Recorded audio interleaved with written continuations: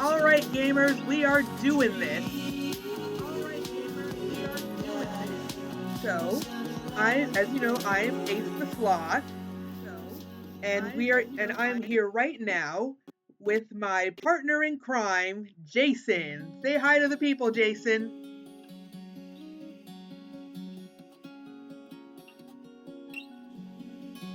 Jacyn? I'm sorry if it was cutting out. Oh man. Well, hopefully it doesn't. Hi, I'm Jacyn. Hopefully it doesn't keep doing that. I know I've had someone I sent the stream link to, and they said it was cutting out. So I don't know how to fix that. Yeah, because I'm watching the stream on my channel, and yeah, it's a little bit choppy. Let's see, is there a way to fix that in the settings?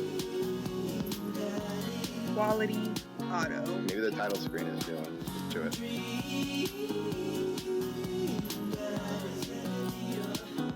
Nope, it's still a little choppy even after doing that. I wonder if it's my internet connection.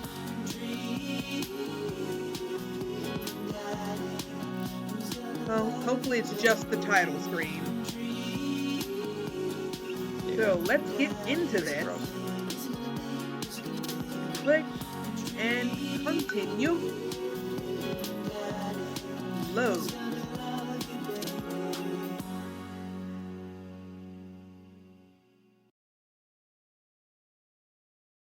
Minimize eating fried foods, candy, and... Oh, okay.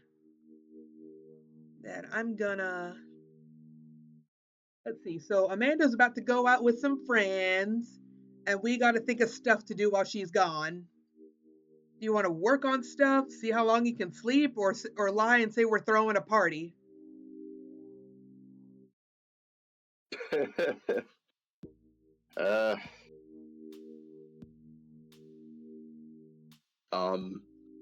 I don't know. Didn't you have a set idea of a route you wanted to do? I don't know.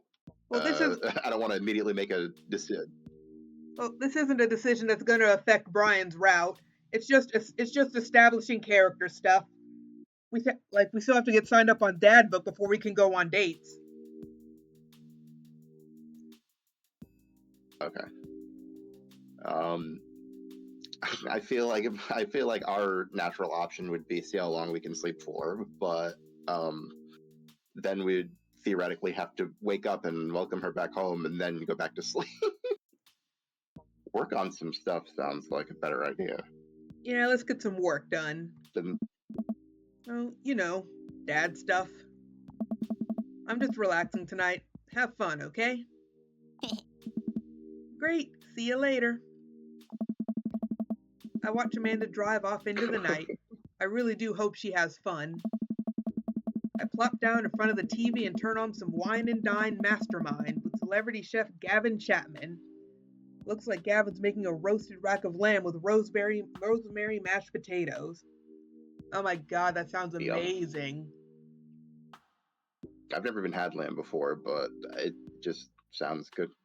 I think I've had it before when I was a kid. I remember it being good. I figure it'd have to be. Yeah, I'd love to be able to cook like that.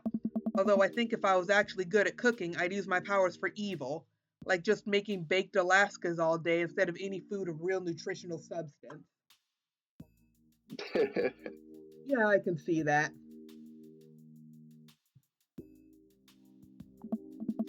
Like, man, Gavin Chapman just caught that thing on fire, but he meant to do it. What a professional.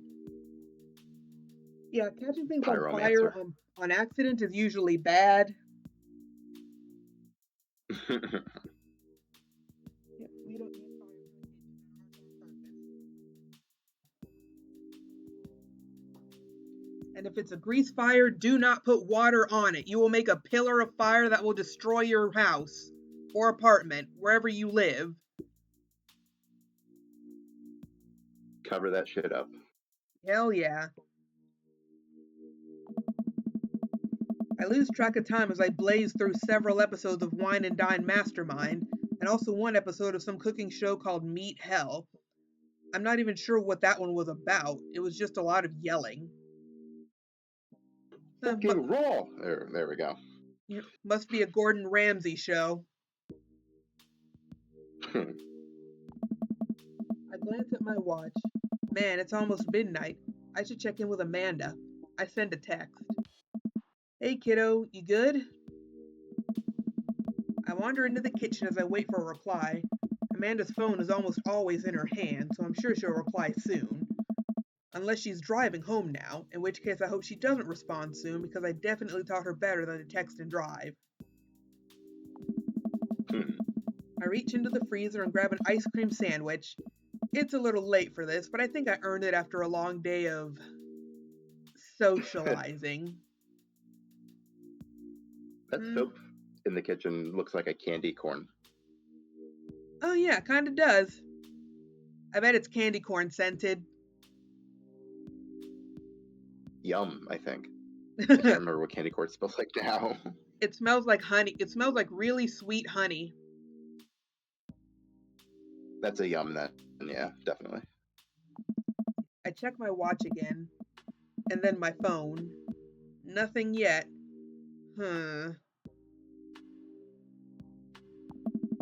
Okay, see, now I'm worried. Do I call her? Do I call the cops? No, it's too soon for that. I'll just send her a gentle reminder text. Hey, what's up? Half an hour passes. Now I'm really worried. The episodes of Gavin Chapman's Meat Hell are not only not assuaging my anxiety, but possibly exacerbating it with all the yelling. So I keep pacing around the house waiting for her to come back. I guess Gavin Chapman is their version of Gordon Ramsay. I don't know any other chef that yells. Me either, actually. Well, okay, Guy Fieri, but he yells in like a boisterous, grandstanding way. Yeah. Let's see. Why didn't I find out where she was going? Who was she even with? Why don't I know any of her friends' phone numbers? Why don't I even know any of her friends' full names? Who is Emma P?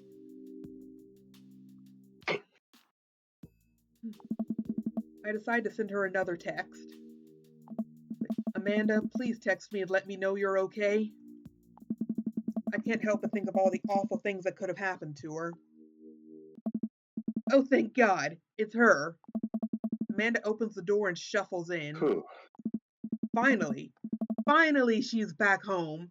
I'm glad she's okay. Sup? Sweetie, thank God you're safe. Ugh. Yep. But now that I know she's okay, I'm really mad. Why didn't you answer my texts? Amanda pulls her phone out of her pocket. Huh. Oh, whoops, guess I didn't see those. She starts to walk to her room. It's like, Amanda Ann. Whoa, we're pulling out the middle name now? Amanda, you came home an hour and a half after your curfew, and you didn't respond to any of my texts. You really freaked me out. I was about to call the cops. Huh? Dad, you're seriously overreacting. You're not going to be like this when I go off to school, are you? It's like, I don't like your attitude. I have a right to be concerned, or I was scared. I'm kind of leaning towards I was scared because these other two sound a bit confrontational, and I am a weenie who does not like confrontation.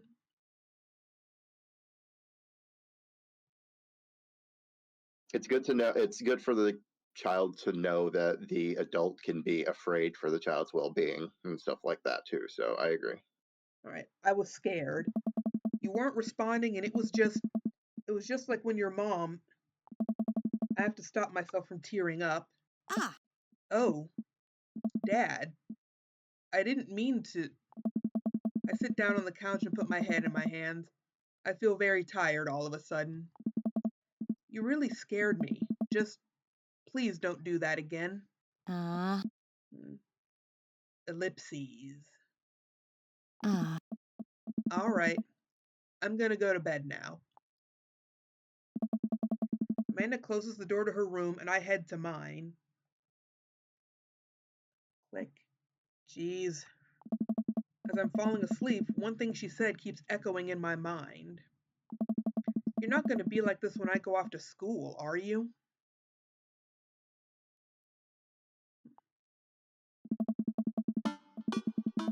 Yay, we got the music back. Things are okay. Good. Boop, boop, boop, doop, boop, boop, boop, boop, bum, bum.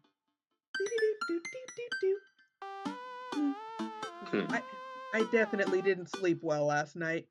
I brew some strong coffee and make some scrambled eggs for Amanda as a peace offering. Wait, peace offering for what? You didn't do anything wrong.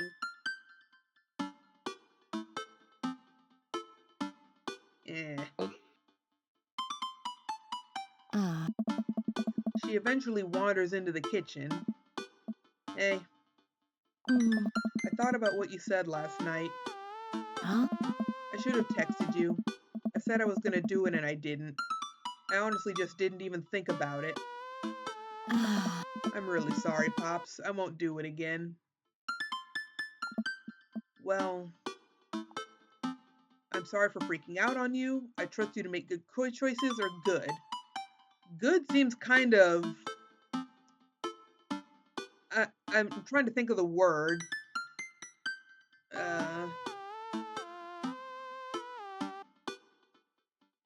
Like, what's a word for just kind of brushing something off? Dismissive. Yeah, I agree. Saying good sounds dismissive. I don't want to do that. So do we apologize for freaking out or say we trust her to make good choices?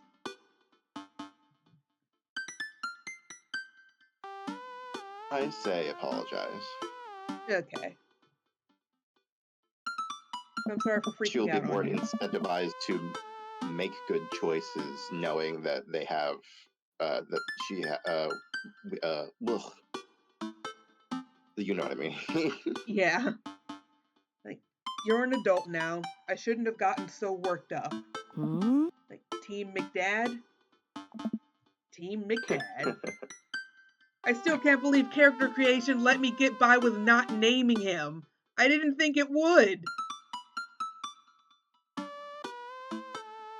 Well,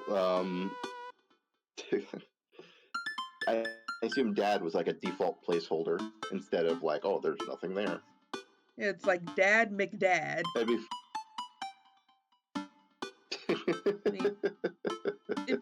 I didn't think it was. I thought it was gonna make me name him something. If I knew it was gonna let me go through and just give him a generic name, I would have tried. Darn my curiosity. At least it's entertaining. I was so tempted to restart the game and name him something. Amanda gives me a hug. Aw. Want some eggs? You know it. Sprinkle some cheese on them? Already did. Alright. Bless you. Amanda scarfs down the eggs and the time it takes me to wash the pan. Alright, I'm off to school. Smell you later. Wait, one more thing before you go. What? What's Dad Book? It's a social media platform. Wait. What? What's a social media platform? Oh, good God. Have you been living in a cave? I get you're supposed to be older, but like my 63-year-old mother knows what Facebook is. Well, what social media is. Like, your age is no excuse. How do you not know this basic thing?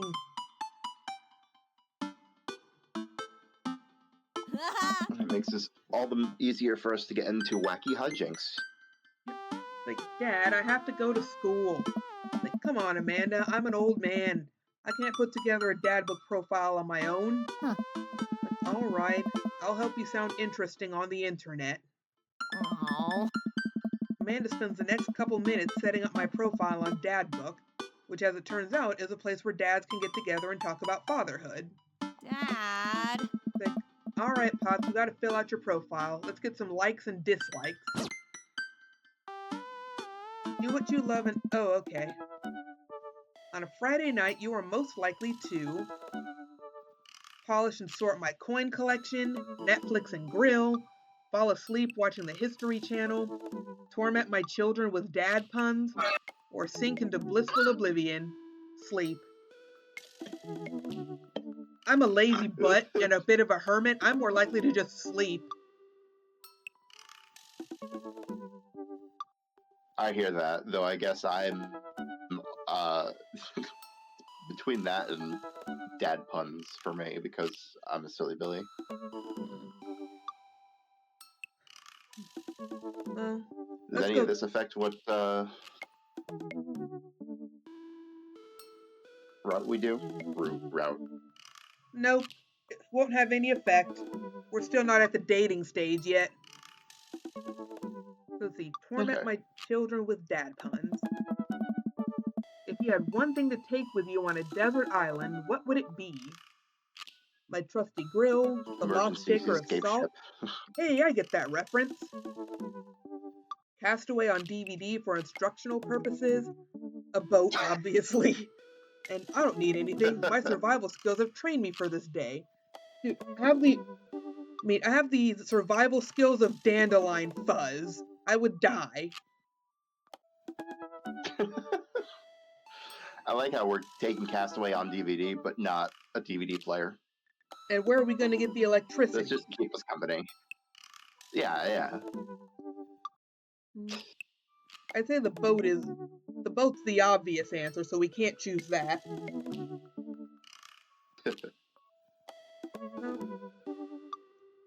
How about a grill so we don't die of bacteria from eating raw meat?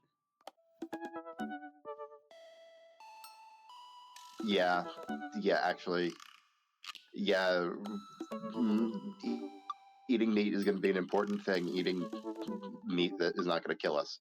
So I hear you. What are your turn-ons? Well, this is all you. I don't have any turn-ons. Well, The strong dad arms, tennis shoes with long white socks, a well-manicured lawn, street smarts, top-tier grillmanship, or comfortable with crying. I'm going to have to go with the last one. Yep, That sounds about right. Yep, comfortable with crying it is. What did you want to be when you grew up? Technical writer for manuals and instructionals. I can't think of a job more boring than being a technical writer. Like, wow. I think watching paint dry would be more entertaining than writing manuals and instructions. I feel tired just reading that. You're going to retreat to your Friday night sleeping in early. Yep. Just from reading that. Let's see. A salty boat captain? I don't trust the ocean. Let's see. A pro skater who was also an astronaut.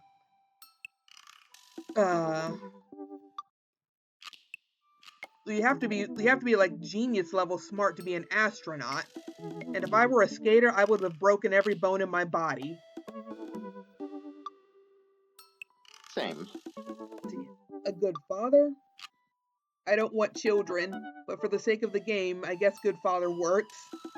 Or the president of space.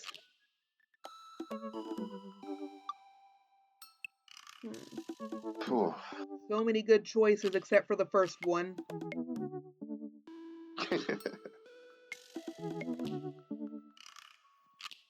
So, how about a president of space?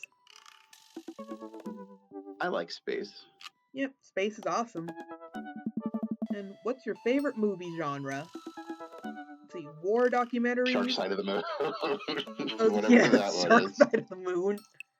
Let's see, Sean Connery's entire filmography, anything on Laserdisc, rom-coms, whatever will make me cry, or all old comedies that haven't aged well.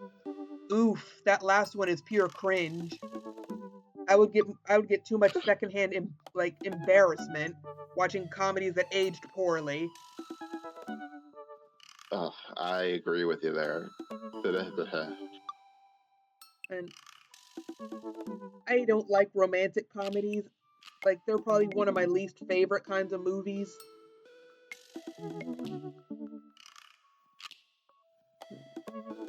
I can't remember the last time I watched a rom com of like my own volition.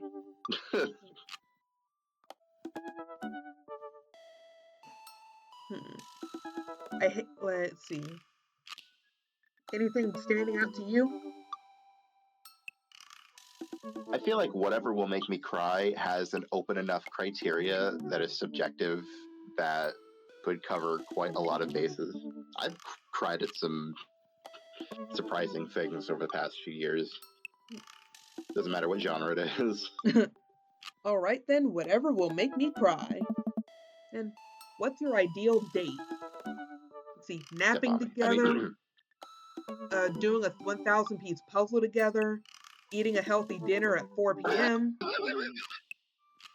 trying to geocache but getting hopelessly lost, arson, or being emotionally vulnerable. Arson is a hilarious answer. it is. I know. I appreciate fire, but um, I don't know about going to jail on the ideal date. Hmm. Like 4 o'clock is too early for dinner. That's like late Agreed. lunch.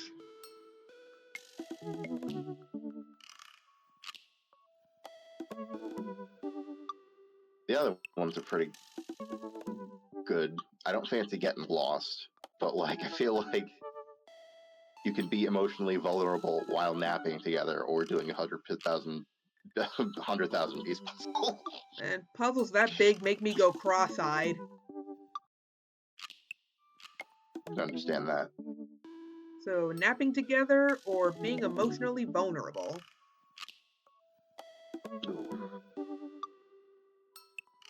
Emotional vulnerability.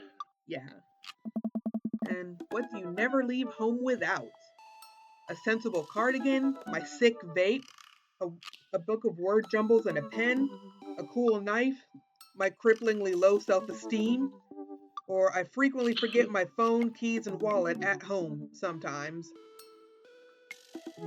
Well, that last one couldn't be me. I always have at least two of those three things every time I leave my apartment.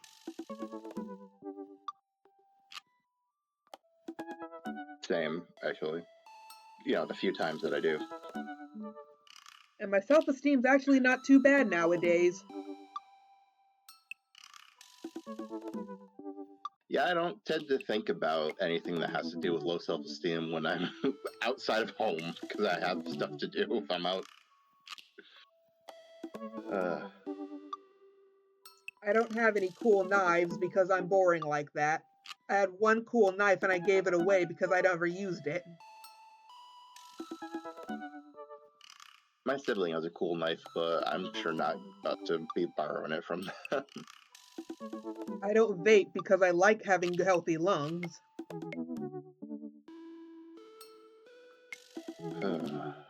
So, cardigan or word jumbles? Well, I don't know. I guess I need something to keep me entertained, and that book of word jumbles is unless I'm looking in a mirror and checking out my cardigan all the time, and can be entertained doing that for halves of hours on end. I don't think that counts.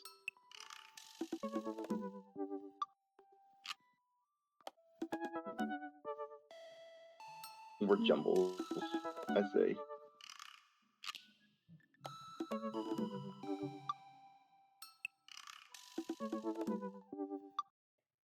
Yeah, let's go word jumbles. I spend a lot of time thinking about conspiracy theories, how proud I am of my child, potential ends of the world, if I'll ever be able to love myself as much as I love my grill, where I can get a next cup of coffee and lawnmower modifications. I have never once mowed a lawn in my entire life. Yeah, if I can get away with never mowing another lawn again, I'll be good. Oh, potential ends of the world. Well, every day we inch a little closer to nuclear world fallout. I don't trust any of the people with their hands on the red button. Me either. Ugh. I mean, I don't think about it a lot of the time, but I don't. But agreed.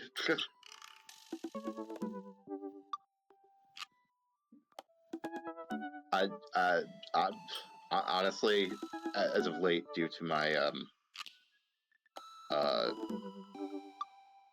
yet to be identified personality things, how proud I am of my child is surprisingly apt. Alrighty then. There we go. Profile complete. Like, see, I wasn't so Hooray! bad. Yeah, that was actually kind of fun. I could totally spend all day on here just looking at people's profiles. But you should message one of them, or more than one of them. All of these dads seem pretty interesting. Okay, I promise I'll make some friends. Amanda gives me a hug. Go get 'em, Dad. Be generous and kind to Welcome. Dang You've it, those got always dads. disappear before I can read them. Oh, hey, we got a message from Amanda. That was quick. Boop. Hi, Dad. It's me, your old friend from way back in the day, Dad Manda. I'm delighted to see you've signed up for Dad Book. It's like, they've recently added this exciting new messenger service, so you may find yourself receiving messages from other dads, like myself. Take care not to miss them. Amanda, get off Dad Book. You're not a dad. Shoo. I said we're going for Brian, so first date with him. I want to read his profile. But hey, I'm Brian. I spend most of my days hanging out with my awesome daughter and thinking of new ways to grill things. If you like fishing, then we'll get along. I'm kind of on fishing. It's not bad, but it's not something I'd go out of my way to do. If I didn't have to um, touch bait, actually, I don't know. I can't remember the last time I held a fishing pole on purpose of my own volition. That it didn't have to do with helping my grandfather get untangled from something. Well, let's see what his profile says. See, on a Friday night, you're most likely to see just how slowly I can cook a piece of brisket. Like, ooh, slow cooked brisket is amazing. It falls right apart and it's always so juicy.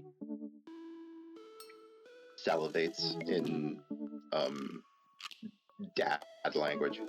If you had one thing to take with you onto a desert island, what would it be? My fishing pole. Oh, that's smart. That way you can catch fish to Yeah, eat. it's not only a what's the thing? It's not only a personality indication, but it's actually quite practical. Plus, you can use it as a weapon, hit things with it. Yeah, those things do have to be kind of sturdy. Yeah. Let's see, what are your turn ons? A keen understanding of steak cuts. I don't know shit about steak cuts. That would be Ray, my Me either. stepdad. Yeah, it would be. What did you want to be when you grew up? A fireman. Yeah, I can kind of see that.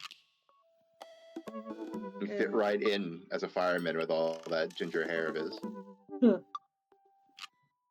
Oh, he likes rom-coms.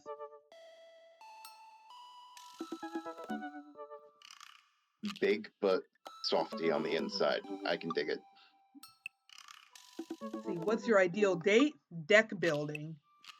You want to do labor on a date? Manual labor's not fun. As much as I'd like to be like, oh, so he's like a nerd. He plays like trading card games. Don't think that's the kind of deck he's got in mind. And what do you never leave home without? My portable fishing pole. Okay, that's a little...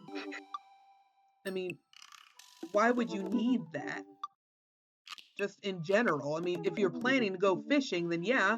But any other time, it seems kind of impractical to have.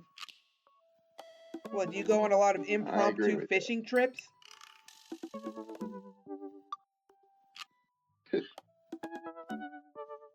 I don't have anything witty to say about that. Except that aren't all fishing poles... Well, okay, no, I guess not. I was going to say, aren't all fishing poles portable? But I guess if you mount one onto a boat, then that's not so portable. And I spend a lot of time thinking about how my daughter is smarter than I am. That's actually kind of cute. Very much so. Well, I like it. Let's get this done. Message. Pay your bills early. Yes, I read one before it disappeared.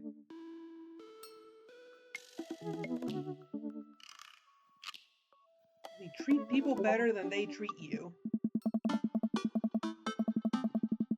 Like, man, I don't know how I feel about hanging out with Brian more, but it seems like Daisy and Amanda got along really well. Maybe I should just bite the bullet and hang out with Brian more for the sake of the kids. I mean, yeah, he's a braggart, but he's probably a good guy. Brian, I cracked my knuckles. Did I just say knuckles? Did I just say crack my knuckles? Yeah, because that's a word. That totally makes sense. See, I crack my knuckles with a K sound and start typing. Hey Brian, great grabbing burgers with you at the cookout yesterday. We should get the kids together and hang out soon. I wait a couple minutes until a ding comes from the computer and a message pops up on the screen. It's Brian. Let's see what he has to say.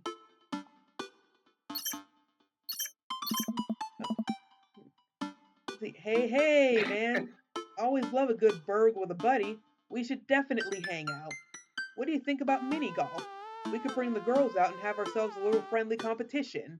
Rock on, Brian. He signed his name. That's cute. Yeah, I guess so. Friendly competition? This is perfect. I know Amanda and I will crush Brian in mini golf. I've been taking her to mini golf courses since she was a little kid, and I'm proud to say that she's almost better at it than I am. Ellipses. Almost. I type back. You say ellipses, but actually they taste. Oh, shoot, I just had a realization. Am I recording? Okay, good. As a matter of the very first stream I did, I forgot to hit record. So that stream is now gone in the wind. There. Yeah, and I want to upload these to my YouTube, which I can't do if I don't record it. So, good. Yeah. Just had to check and make sure I'm recording, or I would be very, very upset. Let's see. I typed back. That sounds great, man. Name the time and place and we'll be there. Yay. Hey, Amanda. 1 second. Huh. Amanda walks in through the doorway. Her eyes are a little puffy, almost as if she'd been crying. Uh-oh. That's not good. You up for some... Hey, are you alright? Oh, Fine. yeah, I'm alright. Are you sure, kiddo? I just got sad because I started thinking about how we'll never have telekinesis.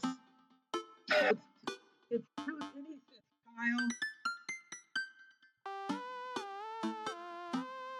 I mean, I can understand that. I definitely got emotionally distraught when I was younger about not having psychic powers. Can't control my dreams. Can't astral project. Fuck. Oh, we got a choice. You can talk to me, not this again, or what are you talking about? Not this again.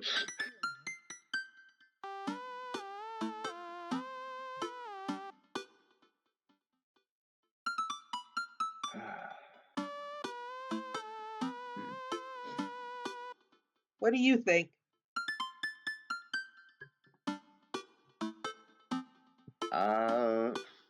I guess the first one, You know, because even if it does sound silly, I mean it's real to them until they are old enough to know that it's not a thing. you know that you can talk to me, right? If there's something going on, or even if you're just feeling sad, I'm here for you. I'll always be here for you. Like, thanks, Popsicle, but I'm serious. All I want is to lie in bed and be able to make barbecue chips float from the kitchen directly into my mouth. Well, that does sound pretty cool. Well, I can't give you telekinesis, but I do have a solution you might be pleased with. I run into the kitchen and grab a bag of chips. I retrieve a single chip and toss it in Amanda's direction. Success! She catches it with her mouth. Go, Amanda! I miss every time. Yeah, I don't trust myself trying to toss stuff into my own mouth or anyone else's mouth. It would just bounce off my forehead and break on the floor. That's a waste of perfectly good chips. Yeah. Not quite telekinesis, but still fun. Like, hey, would you be up for some mini golf with Brian and Daisy? I'm a little out of practice, and I know my backswing leaves something to be desired, but I think I could keep it in the negative. Perfect. Come on, kiddo, let's do this. Ooh, a pirate ship. Yar, I'd be putting on a stereotypical accent. You ready for this? Arr, matey, I'm as ready as I'll ever be. Oh, hey, we got new music. Yes. Why are you talking like that? Because this mini golf course is pirate themed?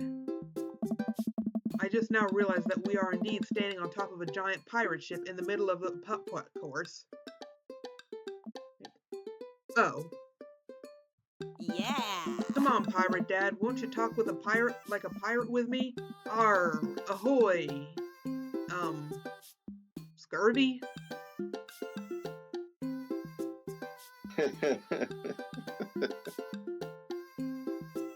There's no time for jokes. There's always time for jokes. It's mini golf. How could you possibly be putting away the jokes at a time like mini golf? I don't get the second one. I don't see pirates only own goals. Is that supposed to be a joke? I guess it's more focusing on the mini golf physics rather than the theme of the course. Well, that's boring. But the theme of the course is what makes mini golf mini golf. Avast ye! I'll make Brian and Daisy walk the plank with my superior golfing abilities. I mean, doubloon? Come on, Dad. You told me this was just going to be some friendly competition. Friendly competition is dad code for actual competition. I need to prepare my body, mind, and soul to defeat Brian on the field of glorious battle. It's just mini golf. Yeah, it's mini golf with a guy who brags about everything. I want to brag too.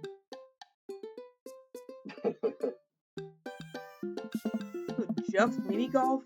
It's so much more than that. I kneel down and place a hand on Amanda's shoulder. I just want you to know that there's no pressure. It's not a big deal. Don't worry about it too much. But we have to beat Brian at mini golf. Whatever happened to just having fun? Winning is fun. Don't you think winning is fun? But, oh, we will have fun when we beat them. Amanda gives me a side eye, but before I can side eye her back, I spot Brian and Daisy. Ahoy there, mateys. Ahoy! Oh, Daisy is so cute. She looks just like Agreed. Brian. Yeah. Like Brian walks up with Daisy in tow. It looks like they already rented us some golf clubs for our mini golf excursion. Total power move. Why didn't I think of that? Yes. All right, first mate. I hear there's buried treasure in these waters. You gonna help me plunder it? Oh. Amanda, I don't think this is a real pirate ship. I think it's just to play putt-putt on. Daisy, work with me here. Oh. Amanda gives Daisy a look. Oh. I mean, aye aye, Captain. Daisy winks at Amanda. Aw, look at those two. They're two peas in a pod. So, you excited to get some mini golf in? Oh, you know it. Ellipses. You a gambling man? Oh, now it's real interesting. Cool. I know when to hold 'em, or depends on what's on the table. Like, do I get you if I win? I don't know. It's a first date. Let's not lay it on too thick. Yeah, no, I like that response, but it's definitely not. We gotta wait a few dates. Yeah. Or depends on what's on the table. Boop. Oh, hey, that got some hearts. What are you willing to part with? How about the loser buys drinks tonight? All right, but how about we make it a bit more interesting? I'm listening. The loser has to mow the winner's lawn this weekend. Well, my yard's pretty big. Are you prepared to take that on? Oh, so you just assume you're gonna win. I think you should be a little more concerned with how you're gonna maneuver around my hedges. It's highly technical work, not for the faint of heart. I don't think I'll need to worry about that. Oh, it is so on. You are so overconfident.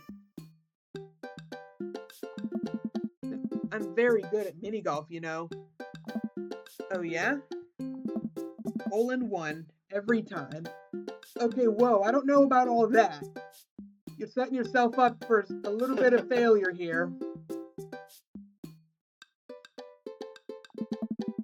What I just said is not a true thing, but it already came out of my mouth, so I have to stand by it. My guy, that was a terrible lie. I'm looking forward to seeing that happen. You and me both. Brian and I I do like how this little bet suddenly means that they are guaranteed to wind up seeing each other again real soon. Because, you know, it's not like one's going to mow the other's lawn when the other isn't home. True. And it's an outdoor activity with a person who likes grilling, too, actually.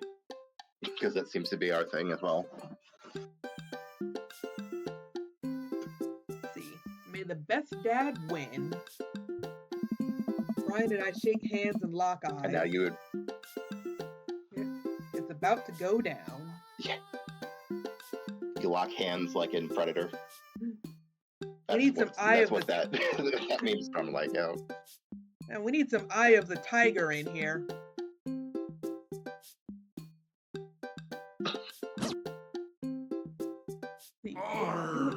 Eye of the tiger. Oh God, I have to actually play. There. Into the brine. Oh. Oh geez. Yo ho ho and Oh a hey. Oh hole wow, full this is of actually not so bad.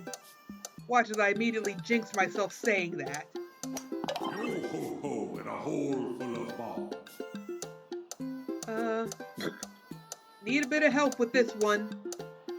Tell me when to stop. Oh no! You're the time You've limit? lost your ball.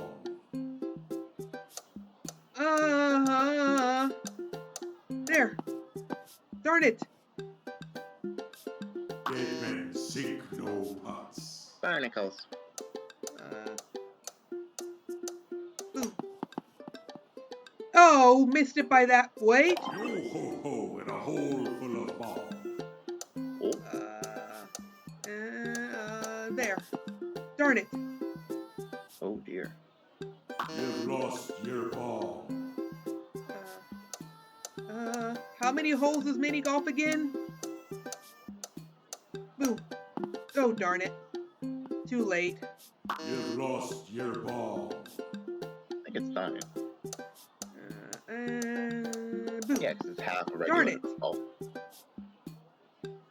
You've lost your ball. Rank. Darn. An S? You know what? I'll take it. S rank is better than failure. I only made 4 of those putts, maybe 5. But I still somehow got S rank. I don't know how I did that.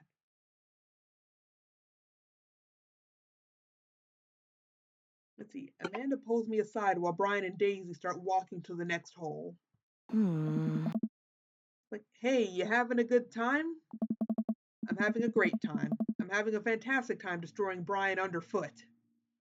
Like, I just asked because your eye is twitching. Well, no, it's not. I feel my left eye twitch. Amanda raises her eyebrows. We're out here to have fun, remember? It's just a game. You're right. It is just a game. The game that I'm winning. A game with extremely high stakes. Well, yeah, that's your fault. A game we're currently winning. Oh, hey, we're winning? Huh. Dad. Please, Amanda, please nail this next hole for me. We need to keep this streak going. Okay, the fact that you said that means she's gonna miss on purpose just to spite you. What have you done?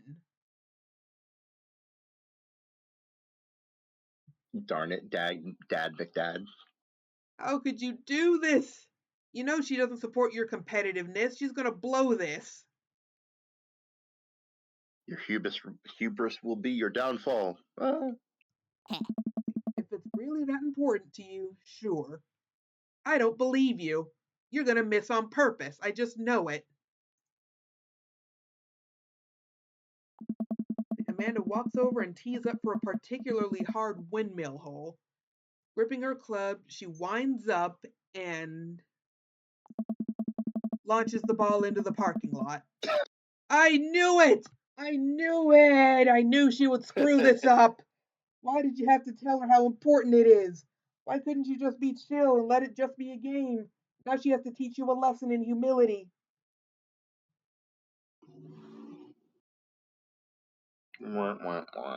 Why, Dad McDad? Why?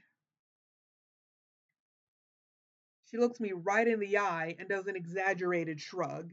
Oops. I disagree with her actions, but I appreciate her act of youthful defiance. She walks over and pats me on the back. That was for your own good. Was it really? Because it doesn't feel good.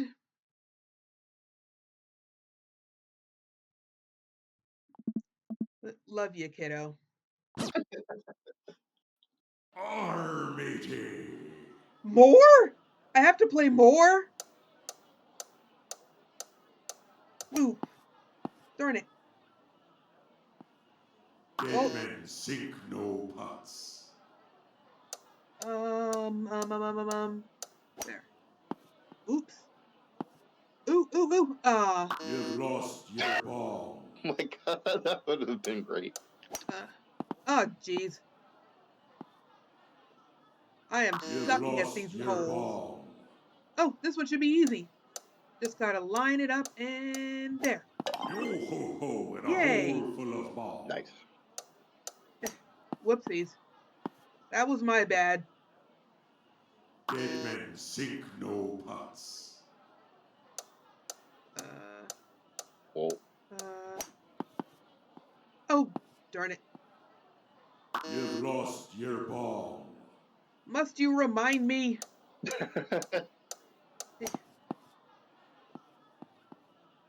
I'm gonna have to mow Dead Brian's men lawn. sink no pots. Oh, what the hell is all this? What the hell is Oh my god, this? it's pachinko. Dead men sink no pots. Ooh, the windmill. There. Whoops. Yo ho ho. A? I did horrible. How did I get an A?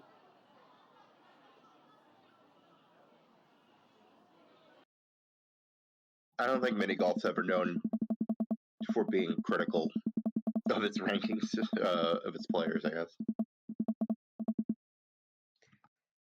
See, I try to maintain an air of professionalism because there are children present, but I can feel the crushing weight of the four dads before me casting a disappointed look upon my broken frame. I have failed you, fathers, and for that I am sorry. Now we gotta mow his huge ass yard. Hey. Man, that was some good Whoopsie shooting daisy. there, Dad. Yes. Don't you patronize me?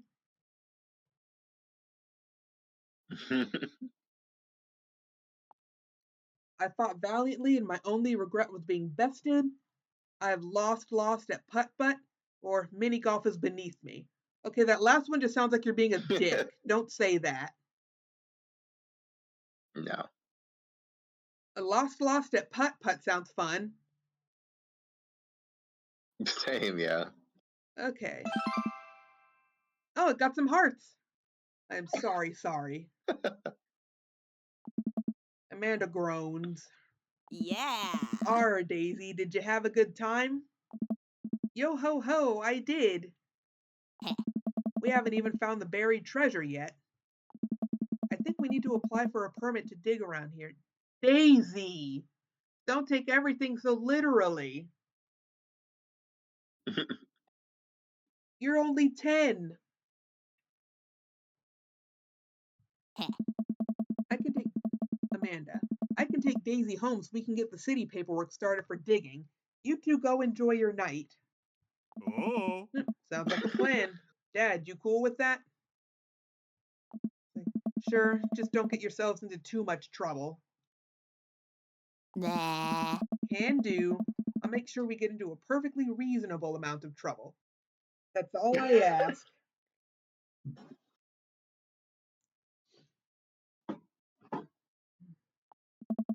Amanda and Daisy skip away, yelling about buried treasure. Bless that kid's tiny, rebellious heart. Hey.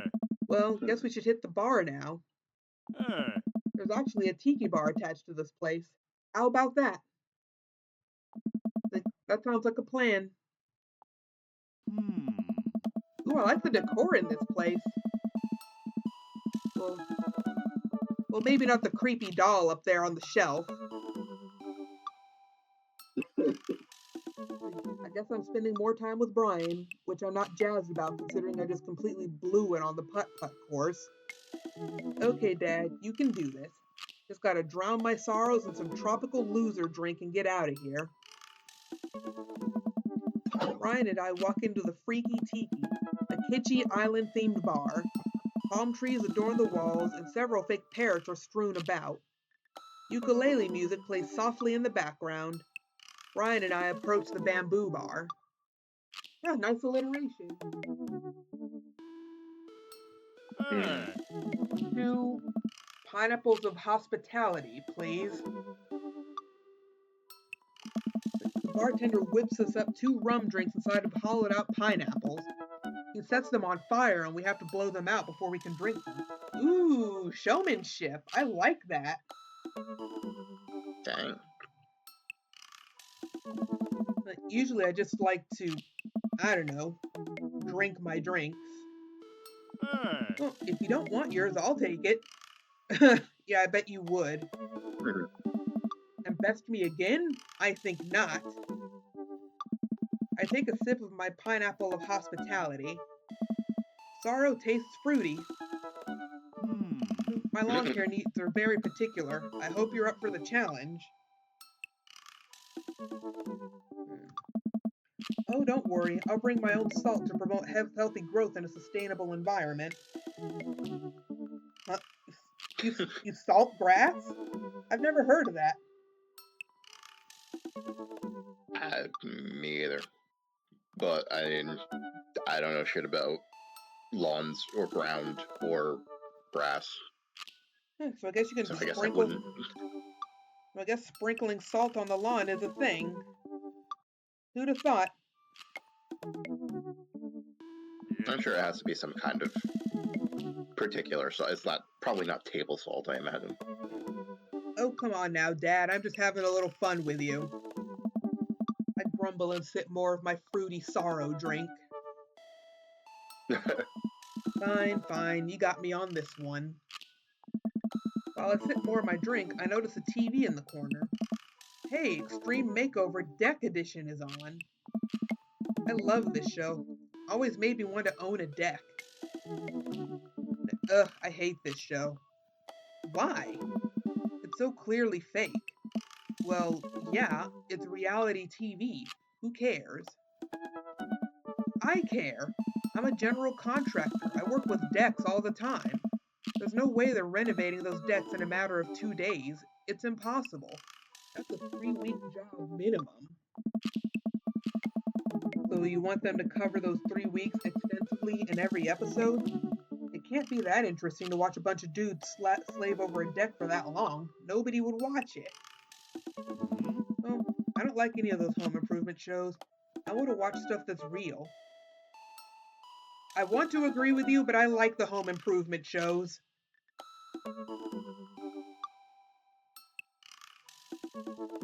Plenty of TV is fake already. I'm fine with reality TV being fake. Like Long Haul Paranormal Ice... Dang it, I was able to say it the right way the very first time. Let's see. Like Long Haul Paranormal Ice Road Ghost Truckers. There we go, just had to say it a little slower. That's a lot of words that I never thought I'd see in a row together. I have terrible news for you, Dad. No. No! Not them too! That's the awful truth. Hey. Not the ghosts, though. Those are real. Trucks just don't have emergency escape buttons. I've been lied to for so long. We both chuckle and sip on our pineapples. So wait, you're a general contractor? Aha. Sure am. I actually helped plan the cul-de-sac we live in. Oh, that's really cool. You planned the place where you ended up living. I mean, hey, if yeah, I can understand that. What better a place than the one that you're cultivating yourself? Yeah. Cul-de-sac activating.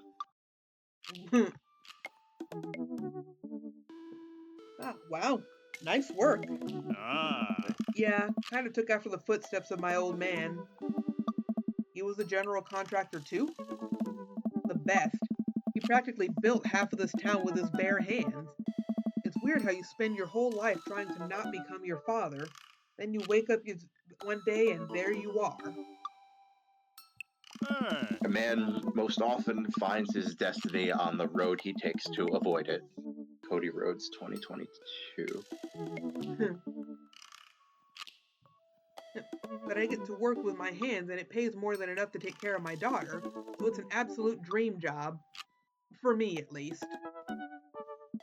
Well, that's impressive. Building stuff has always been my weak point as a dad, and I've been okay with that. Until now. Now I must defeat him. I do have that patio furniture that I haven't put together still sitting in the garage. Okay, maybe I should cool it with the dad competition. Gotta keep it light. Wonder your classic jokes, ask about his daughter, stare him down unblinking.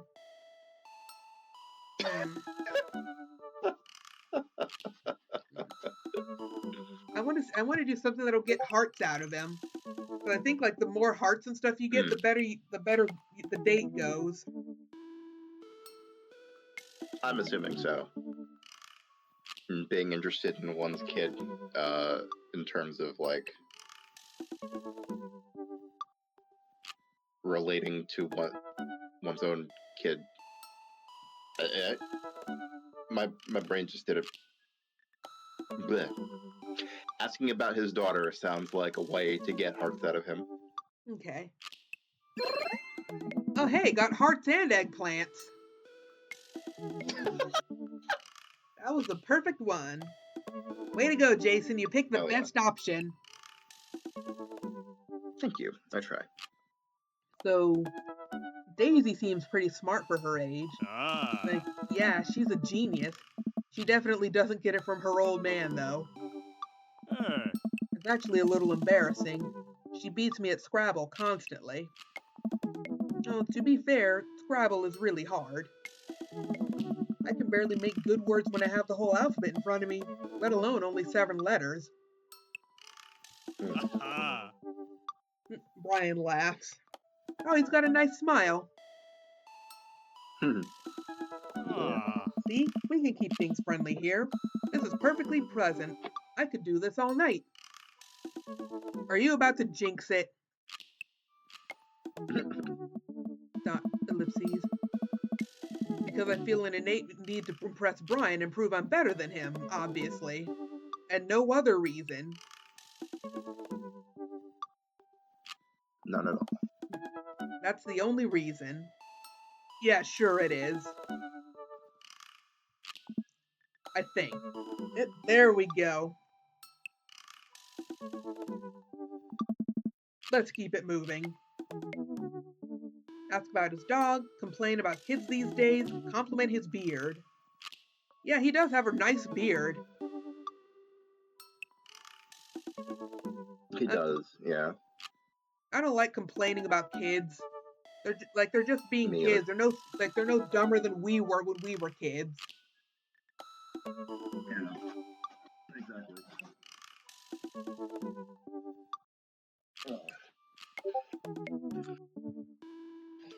Let's see. I think complimenting his beard is good. Yay! Very nice. Woohoo! Now I picked the good one. Yay!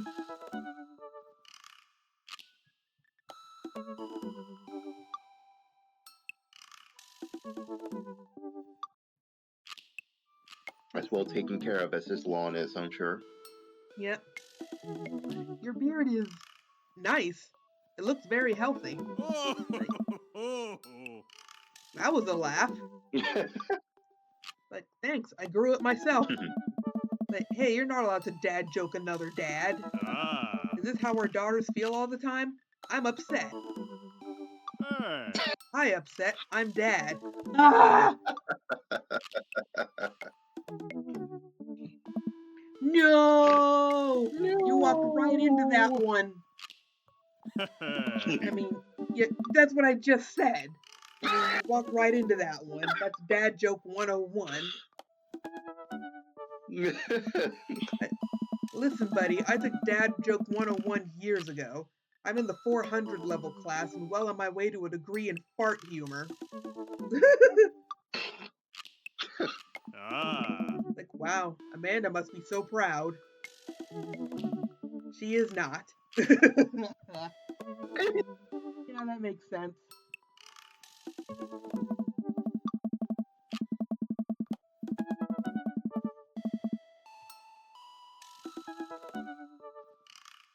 I look around the room and take in all the kitschy decor, looking for something else to comment on.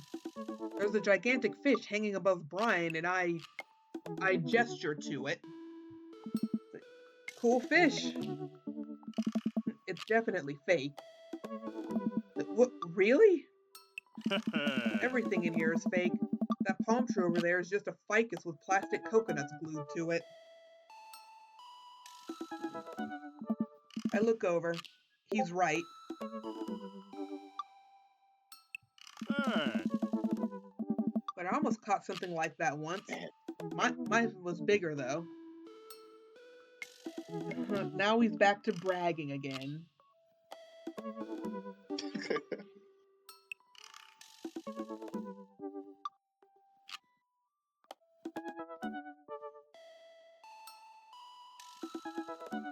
I don't know how much of a brag it is to say that it was bigger if he failed to catch it. Of course it was. Oh, really? Yep. I went on a trip to Hawaii maybe a decade ago. We were out on the sea for 3 days, catching fish, drinking beer, guy stuff. We had a hot plate on the boat. So we could just sear the fish right after we caught it. Throw a little bit of salt and lemon on there. Oh man, that's some of the best food I've ever had. That actually sounds amazing. Well, it was the last day. Everyone had gone to bed already, but I was out there watching the stars. I had my line out too. Then all of a sudden it just starts running. Hey. So I jump on the reel before it gets ripped out of the rod rack and start fighting with the damn thing. I'm out there for maybe an hour. Can't call out to my shipmates. It's just man against nature. Finally, I'm starting to tucker the guy out. I get him up to the surface and finally get a sight of it. The biggest marlin I've ever seen. Hemingway-esque. I get it onto the boat single-handedly. I don't believe any of this.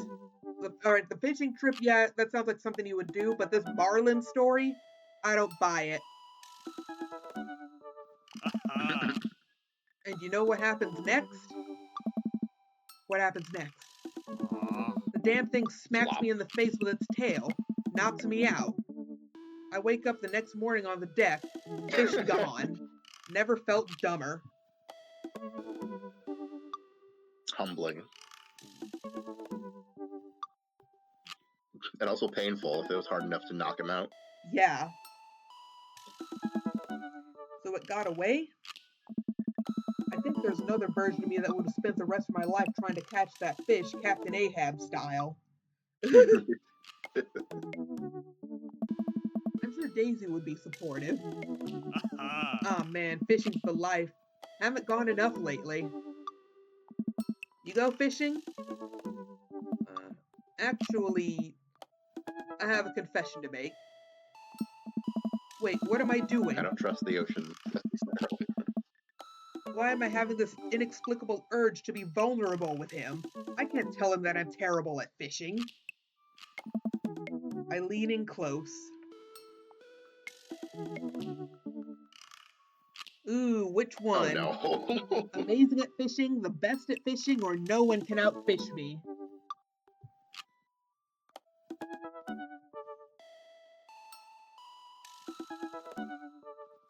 I'm feeling the last one. Okay, no one can outfish me. Oh, just regular hearts. Still good, though. I'm simply the best out there. Hey. Okay, since you're such a pro, I'm taking you fishing. You want to go fishing? Ah. Wait, don't answer that. Yes, you do. We're going fishing. Oh no. Oh no. Oh, I don't know. Come on, it'll be a blast. I know the perfect little fishing spot. I'll bring some beers. We can just sit back, relax, and reel in some trout. We'll bring the kids with us. Come on. You know you want to. I sigh. Well, I've been cornered. as they say, fishing, win, win.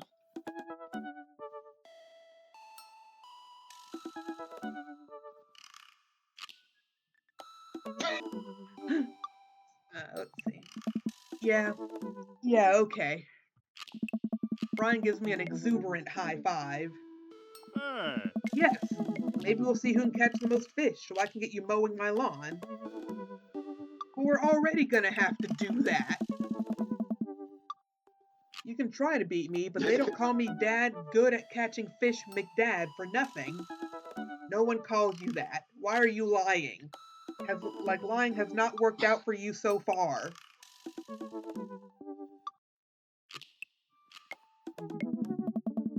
I'm spinning a web of lies that I fear will one day consume me. Aye. Dad, McDad, why are you like this? Shakes head Oh. solemnly. Sounds like it'll be a scrap. Brian and I finish our drinks and head outside. Till next time. Ooh, a great opportunity. Kiss my bass, Brian. Man, all of these are pretty good. Which one do we say? I can't choose. I'm feeling the first one myself. Okay. Ooh, that was a good one. Hell yeah. And also for Captain Brian.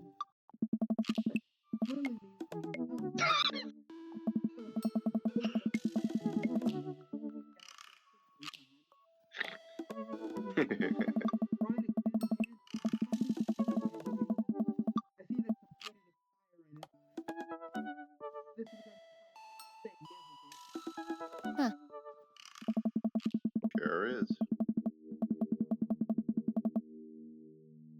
Let's see. Once Brian takes over babysitting duties, Amanda walks home with me. She immediately plops down on the couch and flips on the TV. So, how was your hang with Brian? It was okay. Oh, yeah, he seems like a real neat dude. I think so. I don't know. The guy loves a good competition. But then again, apparently so do I.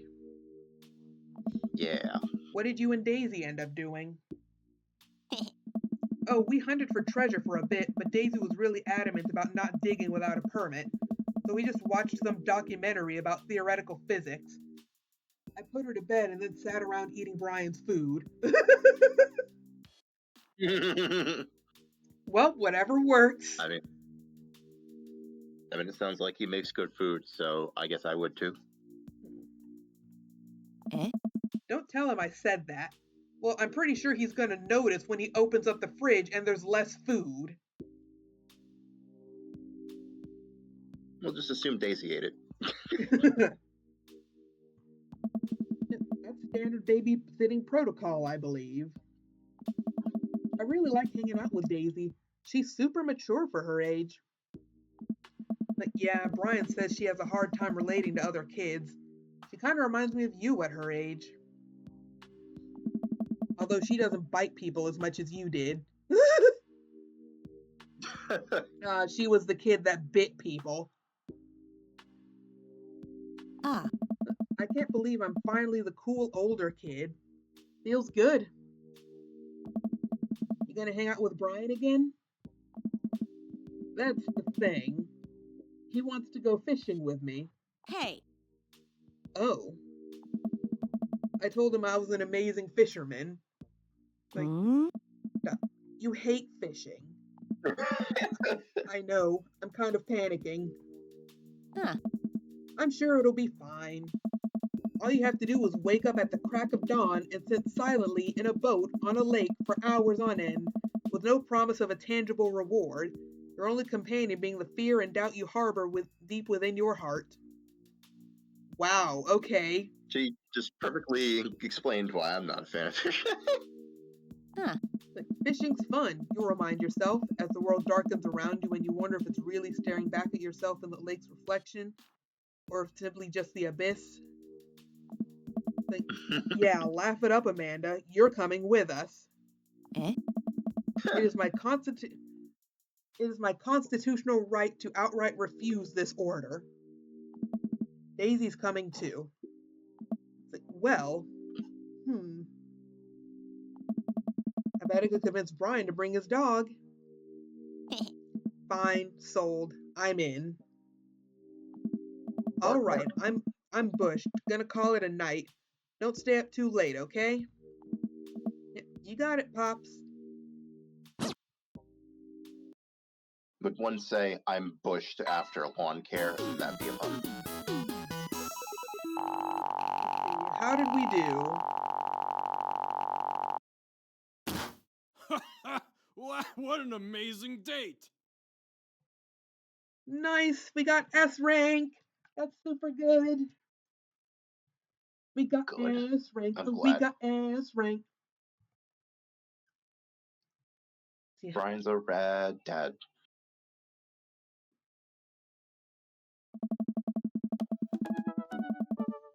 While I'm doing my afternoon word jumbles, I hear the mail truck pull through the cul-de-sac. Wonder if he's got any coupons today.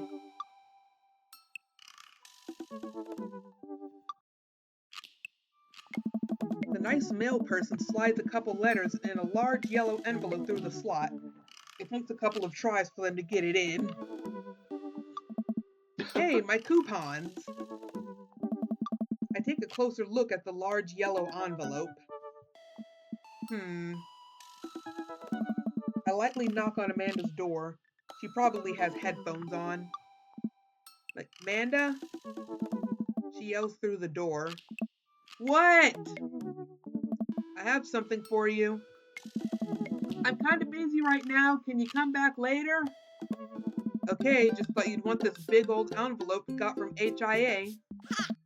Immediately, Amanda pushes her door open. Horn Institute for the Arts? I mean, if you're busy, I can come back. Yeah.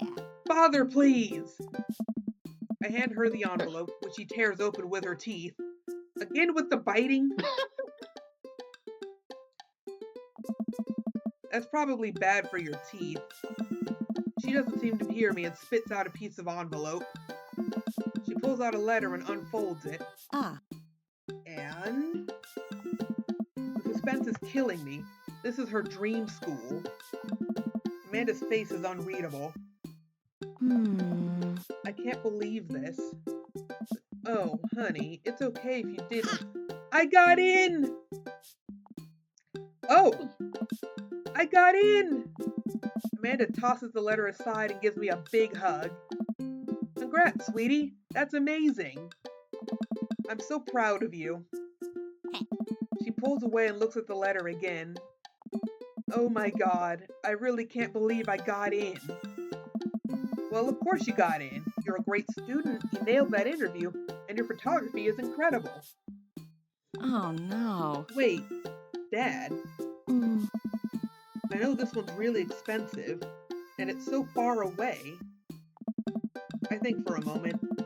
HIA was one of the more expensive schools that Amanda applied to, but I know she's had her heart set on it for the longest time. It'll be tough, but we're gonna make it work. Huh? Really? Of course. Amanda hugs me again. Yes. Thanks, Dad. Okay, sweetie, we're celebrating tonight.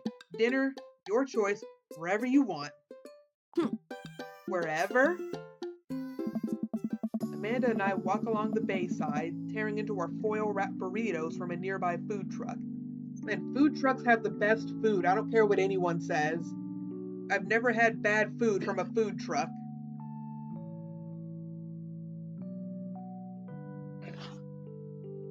I don't think I've had food from a food truck. I would certainly like to, though. Because there's so much goodness out there. Yeah. You could have chosen anywhere in Maple Bay. Cost was not a determining factor. Like, please, Dad, you know I'm a simple gal. Just give me a Rito with a view. I can't say I'm mad. Amanda and I sit on a patch of grass and watch the ships sail lazily through the bay. Hey! And the dorms are right near a bunch of cafes, and there are all these galleries nearby. And there's a discount if you bring your student ID. And Amanda, slow down. You're gonna choke on your burrito. I know, I'm just excited. Did I mention that students get their own studio space once they're seniors? And we all get get all the professional photo editing software for free? You get the software for free? I'm paying $65 for mine. Then again, I'm not in school. Well, if it's one of the more expensive schools out there too, they better be giving quality shit away. Well, I say away, but it is no part one of the really expense package. Yeah, no one really owns anything anymore. We just rent stuff now. I miss when buying something meant you only had to pay for it once. Not to bring up more pirate themes, but if buying isn't owning, then pirating isn't stealing. Yo ho, a pirate's life for us. Yar har fiddly-dee. For legal reasons, that was a joke.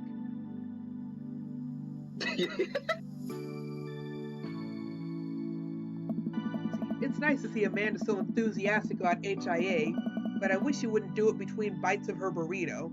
I thought I taught her to chew with her mouth closed. I wonder who my roommate's gonna be. You take a survey online and they match you with someone with a similar major and interests. I bet we're gonna be best friends. Oh, they do all that? When I was in school, the 1 year I was at a university, you just had to hope that whoever they stuck you with was a good fit. They didn't do surveys to see who would get along with who.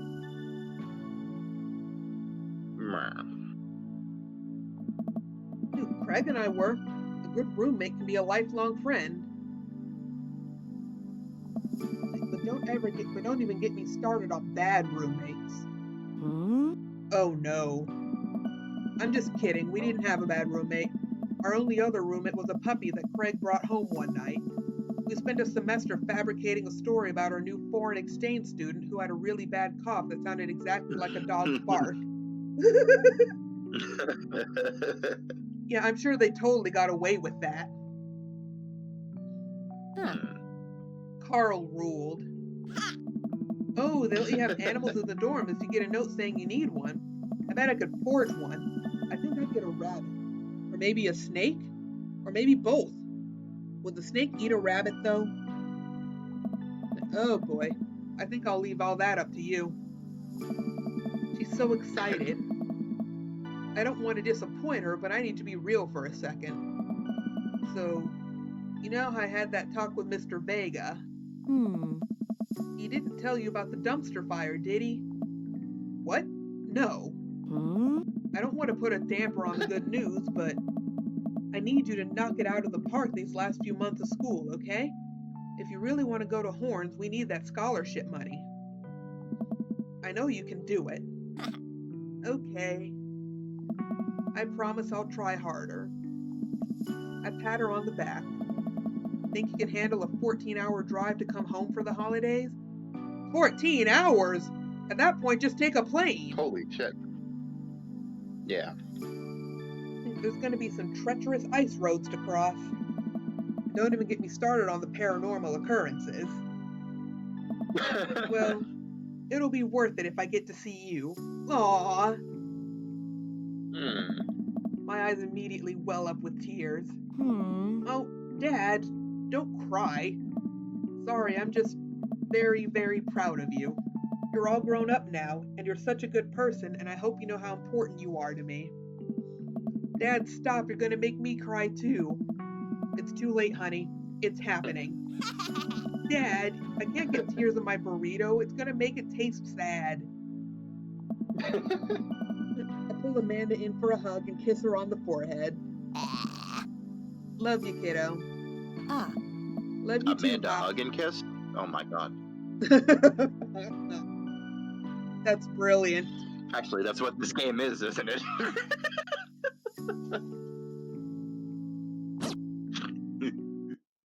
Please don't pirate games. Welcome. You've got dads. Wow, the timing of that. Like, Yeah. well, I understand maybe not pirating indie games, but games from really big corporations are fine, right? For Hey, legal reasons, this is still a joke. yes. Ooh, we got another thing. Hey, are you up to anything tonight? Hugo and I were planning to go to the art walk downtown and were wondering if you could care to accompany us. I would normally write a letter longhand, but I've run out of distressed parchment paper. Whoa, why can I see Hugo and Damien's chat? Am I a hacker? But I don't even have a hacker alias. The feds are gonna bust down my door any minute now. I've got to destroy this computer. Like, Dad, this is a group chat. Oh, thank God. Do either of you guys know how to destroy a computer? Well, fire usually does the trick. You can use magnets. You can run Derek's boot and nuke from a startup flash drive, but once you've done that, it's best to physically destroy the platters altogether. Ellipses. The Victorians were well versed in security information. Of course they were. Yeah, I totally believe that. Dad, do you want to go see some art or not? Art is good. Let's go see art. Okay, see that art. They really stepped up the production values in episode 5. Don't trust gas station egg sandwiches or gas station imitation sushi. That stuff had me gassy for 3 days. Oh my god. Yeah, it was Oh awful. my god. Gas station sushi? No thanks, bro. No. So I'm breaking it.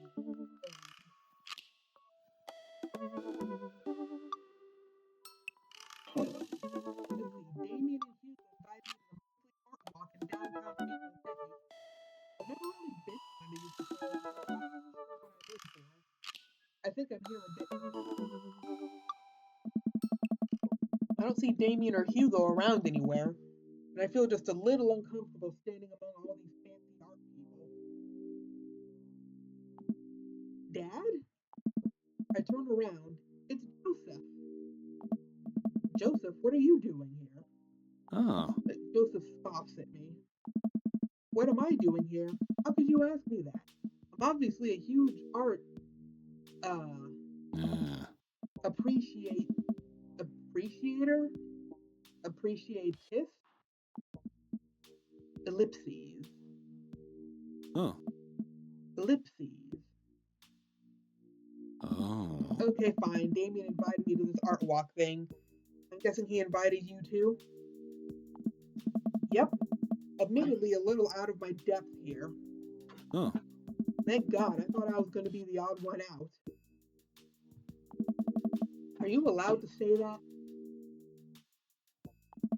Say what? You know. Thank God. Oh. Like, yep. I actually get double points when I say it since I'm a minister. The points get you that's how it's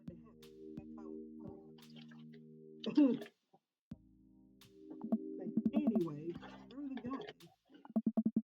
I look at Spot Hugo and Damien, who seem to have joined the gallery. Good eve, good eve, good eve. Oh. Evening, friends. Oh. Who's ready for some art? You know I am. I have no idea what I'm in for. Art is dead and nothing is real. Okay, hedge. We're not doing that one. No. Let's see. You know I am. You know I love looking at paintings that are in frames. Also paintings that aren't in frames. Oh. Well put, Dad. Oh. All you have to know is that if you're ever feeling overwhelmed, there's generally always a table that has pretty wine and cheese. Ooh, wine and cheese. Ooh, Hey, oh, I'm down for that. I've got the table in my sight. Now, if you'll excuse me, I'm gonna go help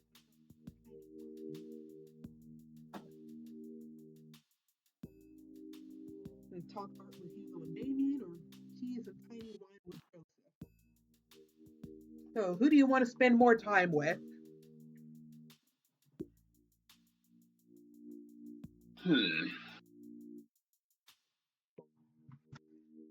don't know. My,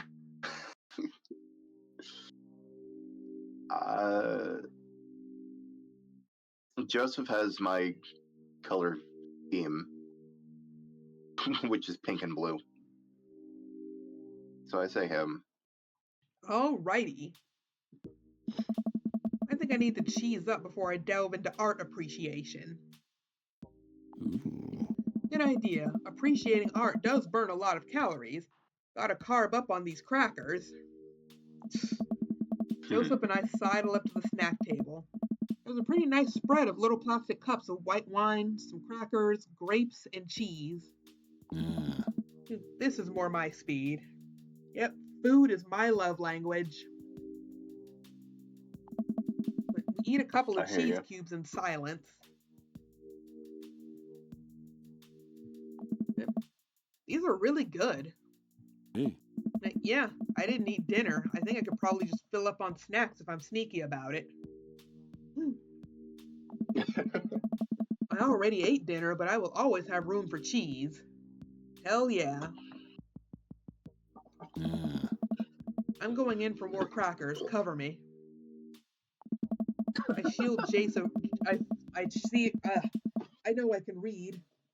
I shield Joseph from the small crowd of mild-mannered art people milling around the room. I don't think anyone's paying attention. We should probably get back to Damien Hoist and the whole Hugo. platter away. Ah. Right. Let me just refill this cup with cheese first. For the road. Road cheese? Oh. The best kind. Can't argue with that. We leave the first gallery and walk a few minutes before we reach another one. This gallery is a bit more crowded. Huge paintings of... I'm not even sure. Hang on the walls. Huh? But, oh, geez. But what am I looking at cheese. here? Ah. This is abstract art. I think the more important question is, what does this art mean to you? I stare at the painting, concentrating as hard as I can on its meaning. It's a metaphor for the human condition. It reminds me of my childhood. It represents strife. It's a butt. You know, we've got to go with it's a butt, right?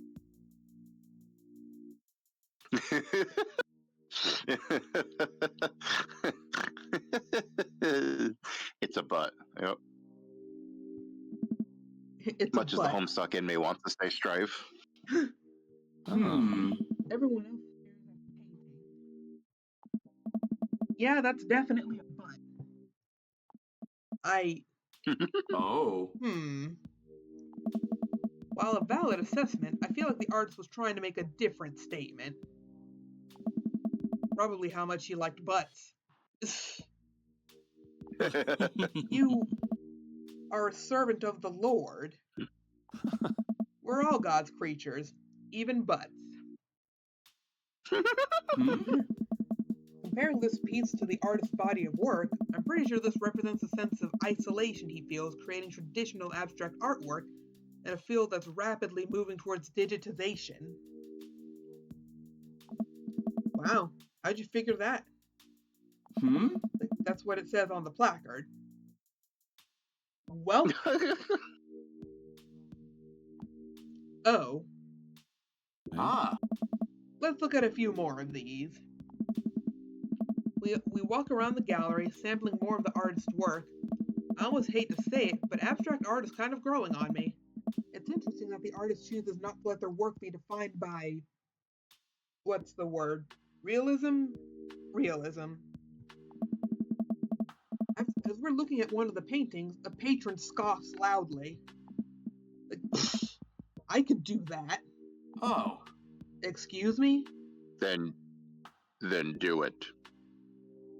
Oh, geez, he got Hugo riled. What? Hugo, not here. No, come back here. The patron walks away, not noticing Hugo fuming right next to him. You say you could do that, but you didn't. You don't seem to have the intellectual depth or the artistic skill to execute a piece even a fraction as impressive as this one. I'm not angry. I'm just disappointed.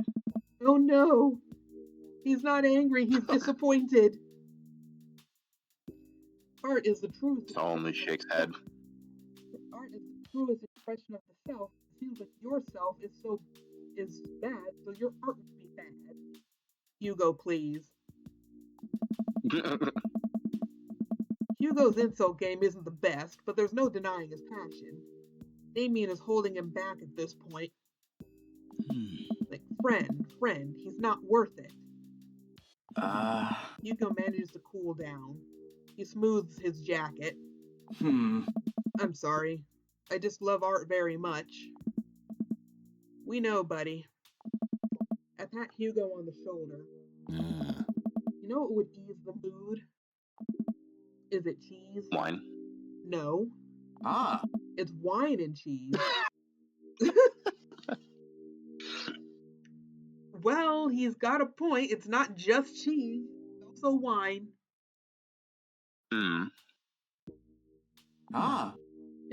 Co-signed. The four of us head over to the wine and cheese table, which thankfully is grounded in realism and is actual wine and cheese. Hey. We got one last stop on the tour. You lot feeling up for it? Is it going to be any weirder than this art? It is absolutely weirder than this art. Let's do I like it. weird. Yeah, weird is good. Weird keeps things interesting. Weird makes the world go round. Damien, Hugo, Joseph, and I walk over to a performance in the street. Several masked performers in leotards undulate wildly on the ground, screaming at both each other and us. Oh, Kirk Douglas! So, quick question. Shoot. What is happening? I second this question. Oh. Performance art. What does it mean? Oh. Again, I pose the very same question to you, Mr. McDad.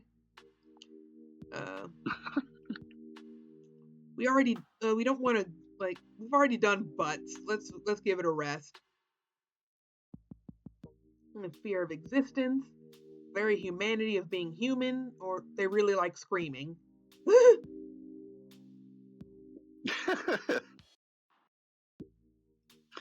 I feel the fear of existence, and I don't even have to perform art about it. Yep, let's go with it then. Existence is horrifying. What do you think they're trying to say? Oh. I believe it's less about what they're saying and more about why they're saying it. I think there's something special about performance art. With almost every other form of art, music, painting, photography, the artist uses their medium as a conduit for their emotions. With performance art, the medium is the artist. It's the purest expression of raw human emotion. It's art as catharsis. Catharsis. That's beautiful, Damien. So, what you're saying is, if I start making really loud fart noises right now, it's art as long as I, really mean it? Ugh. Joseph.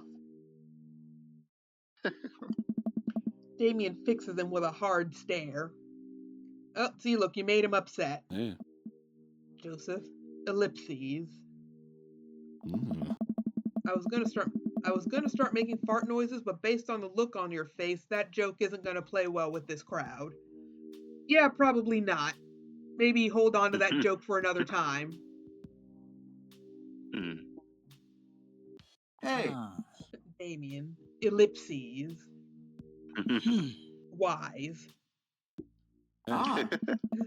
We watch the rest of the performance as earnestly as we can and clap politely after the dancers scream their way off stage. Phew, I think I'm all arted out. Agreed. We all decide to walk home together. Oh.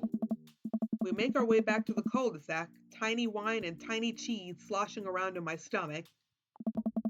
I think what I've learned tonight, and not just what I've learned about art, which was nice and extremely informative, but what I've learned tonight is that when you put a bunch of tiny wine and tiny cheese together, it eventually becomes regular wine and regular cheese, followed by too much wine and too much cheese. Yeah, you're gonna need to just go to bed and be knocked out for a few hours while all that digests. Ooh. As the tiny cheese lulled me into a false sense of security, I felt safe with the tiny cheese. Dude, wax wings too close to the sun. Hmm? Cheese wings? Those would melt in the sun too, and I feel like it's more appropriate imagery. Hmm. Plus, it'd be delicious. Melty cheese. I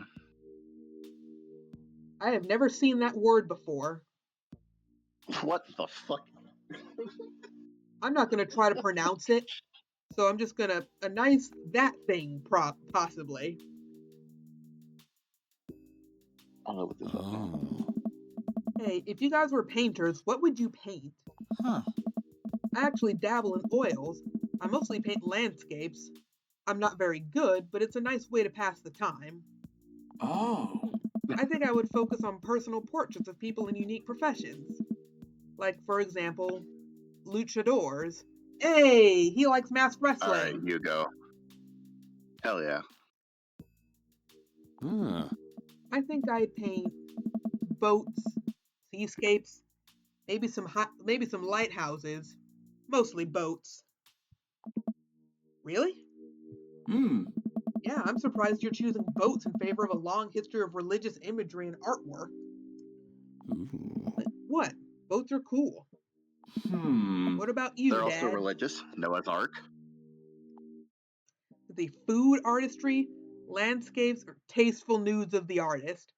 What would you use for a reference? You can't really look at yourself posing, and you sure as hell can't ask your neighbors or Amanda to take a picture of you. Mirrors. Or looking at a laptop and having the camera app open. And Hmm, maybe that sounds a bit too advanced for our fatherly figure. probably. He didn't even know what social media is. I don't think working the laptop camera is in the future. Mm. On the I other mean, hand, we're well established as a food person. yeah, food artistry it is. Oh. I would probably still do still lifes of various foods, bowls of fruit, maybe some bread in there. Huh. Would there be cheese involved? See, I thought about that, and no, I can't stare at a pile of cheese for 8 hours without eating some of it, and that would ruin the whole thing. Hmm. Excellent point. We finally get to the cul-de-sac. All right, boys, good art. Good art. Oh. Agreed. Oh. See you guys around? Whether you want to or not, we're all neighbors after all. I head inside to deal with my inevitable cheese over. Dad tip number 25, drink plenty of Welcome. water. You've got dads. Well, You said it. is that a new thing from Amanda, or nope, it's just the same old thing. So, we We've been going for an hour and But about the 40. notification is still there. We've been going for about an hour and 45 minutes. We want to go on our second date? Sounds good. Alrighty. Oh, we got a little heart showing our progress. Message. Yay.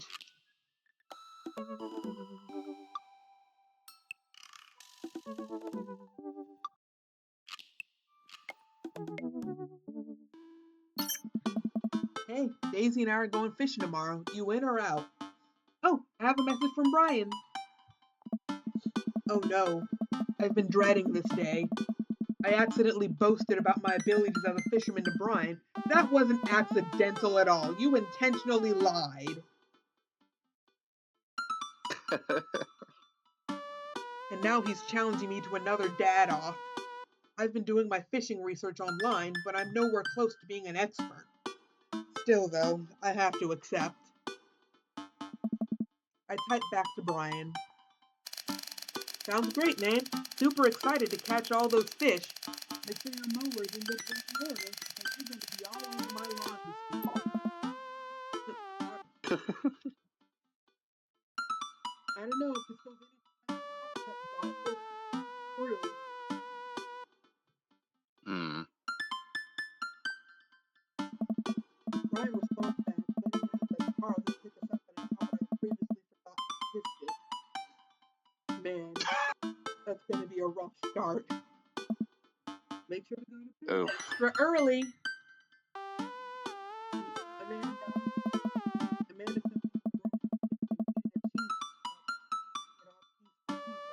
monster. No, you're supposed to feel it.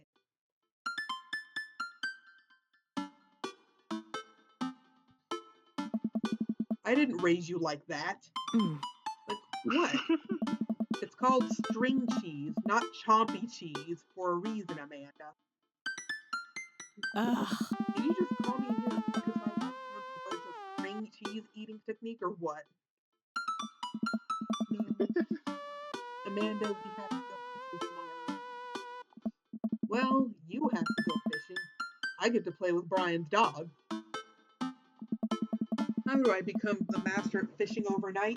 You went fishing in the Girl Scouts, didn't you? Nope. My stint in the Scouts was brief and purely transactional. I thought I could get free cookies, but I didn't know I had to, be outside. And tie knots and stuff. But I have to beat Brian. Dad, let me tell you a story. Oh dear. All Here about we how go. that fish came up, knocked me the fuck out. That's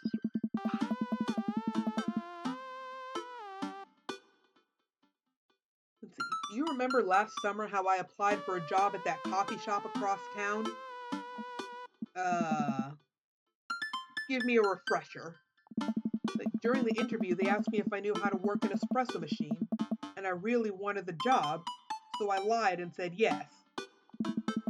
On that first morning, there was a line out the door, and within half an hour, I severely burned my hand, and they told me to go home and never come back. I still have a scar from that.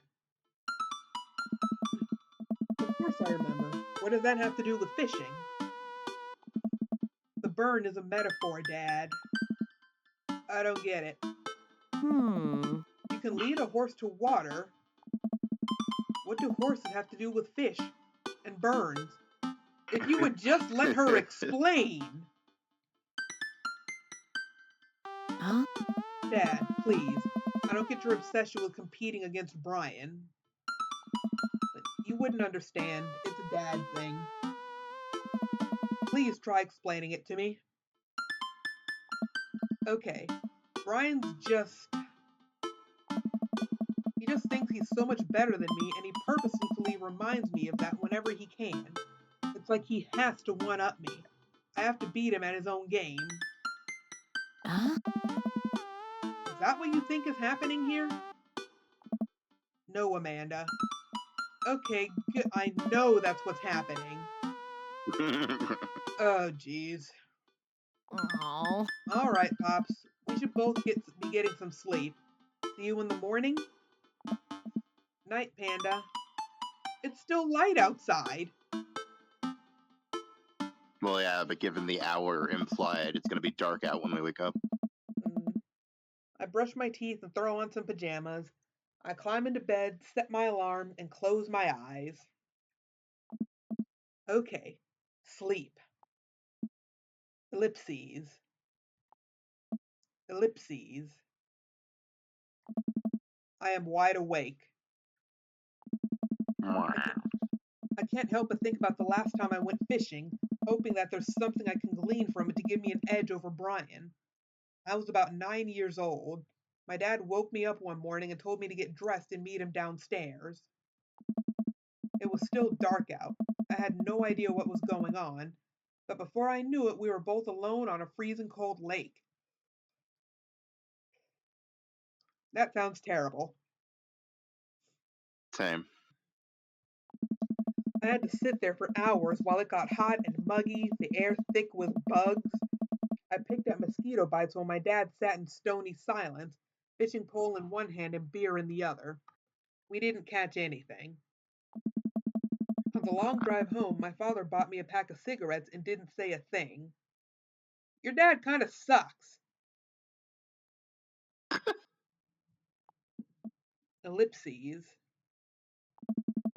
That didn't help, and I think I have some repressed sadness about my father.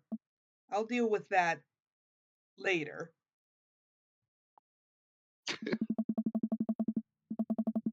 I'm sitting on a boat in the middle of a body of water. I can't see any land, but I know it's a lake. The water is placid and still. I'm holding a fishing pole. I don't understand why, but it feels like my life depends on catching fish right now. I cast my lure into the water and wait, and wait, and wait. My whole being is filled with hopelessness as I watch the line disappear into the depths below. Like, you used the wrong lure. I look up and see my father, just as he looked that one cold morning, disapproving. Oh, this is a dream.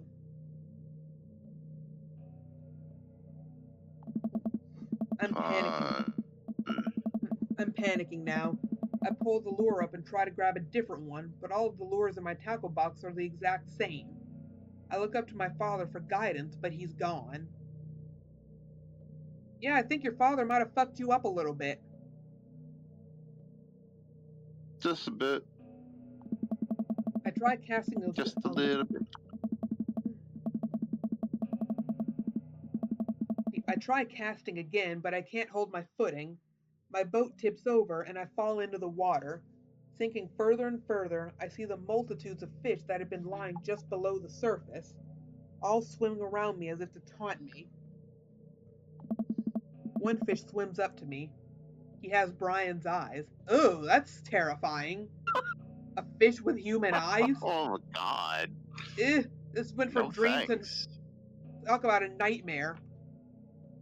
Uh, Fish, you gotta use a neutral buoyancy lure if you're trying to catch trout, buddy. I jolted. Geez, that scared me. I wasn't expecting the sudden alarm.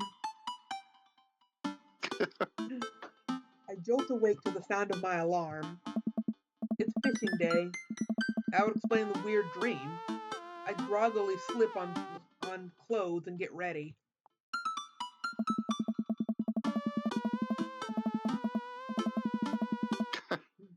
I spot Amanda's door half open and see her still curled up in a mountain of blankets.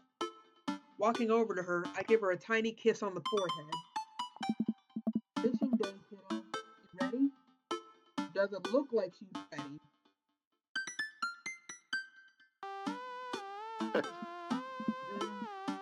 No. Well, you gotta get up. I can't do this without you. Also, stop sleeping in your clothes. Amanda pulls her comforter over her head. Never. Amanda. I'll get up in a minute. Alright, Brian should be out here in 20, so you better not just go back to sleep. Amanda sticks her hand in the flame to wave me away. I leave her room and make myself some coffee and another cup with lots of cream and sugar for Amanda, whenever she gets up. Amanda eventually wanders in and chugs her coffee while I do word jumbles.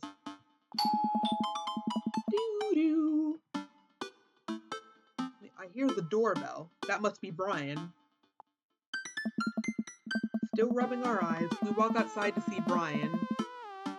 Oh. Let's see. He's decked out in fishing gear. Daisy's falling asleep next to him. Oh, poor Daisy. Early bird gets the worm, buddy. You ready to fish? I was born ready. My eyes narrow in on Brian. It's a good day to die. Okay, wow, tone it down a little. Pull it back. Pull it back.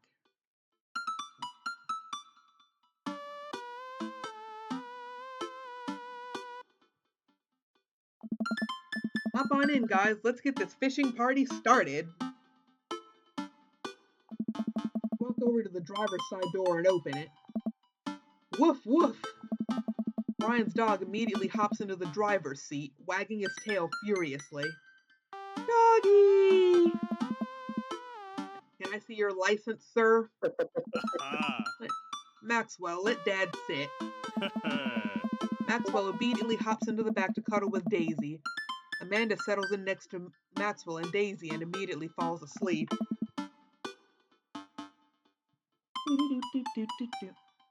Ready for an adventure? Let's go find Bodie McBoatface.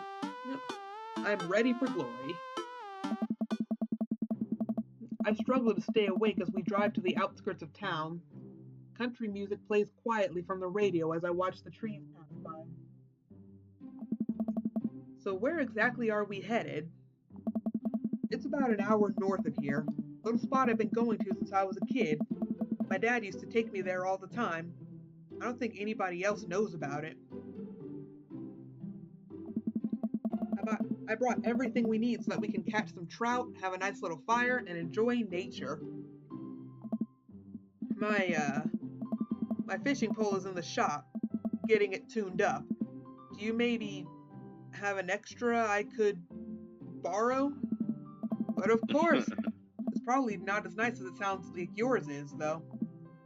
Right. I'm digging a hole here. Yeah, you are. Stop fucking lying. Yeah. You're not helping yourself. In fact, you are actively making things worse for yourself.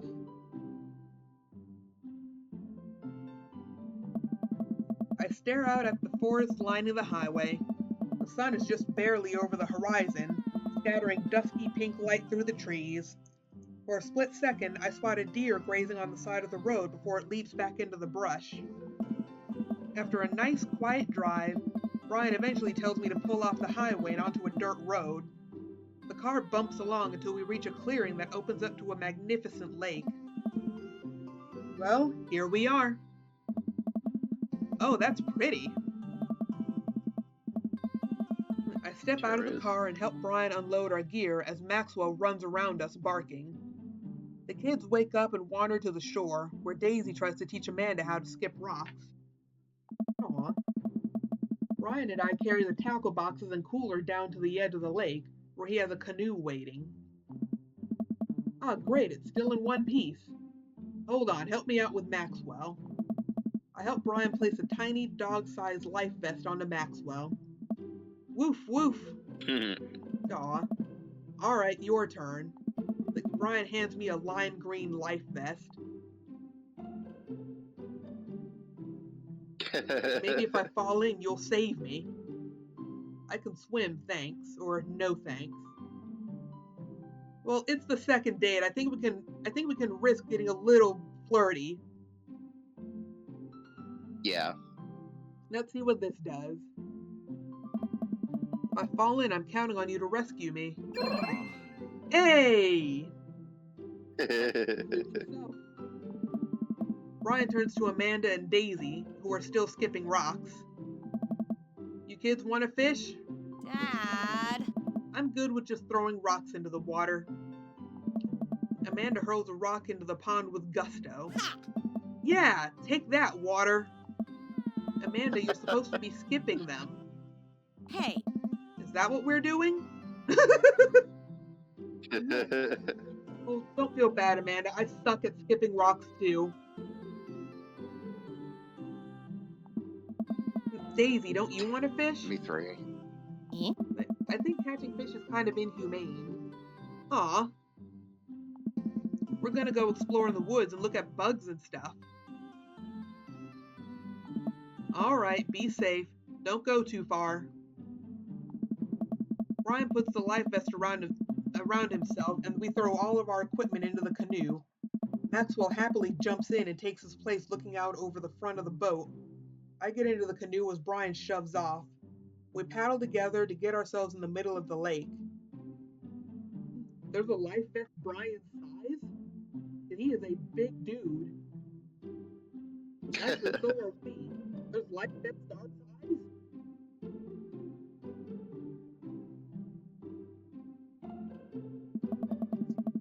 Sure. Most freshwater fish usually feed at dusk and dawn. That's why I had so early. But yeah, I know. Fisherman nods that I have no info about.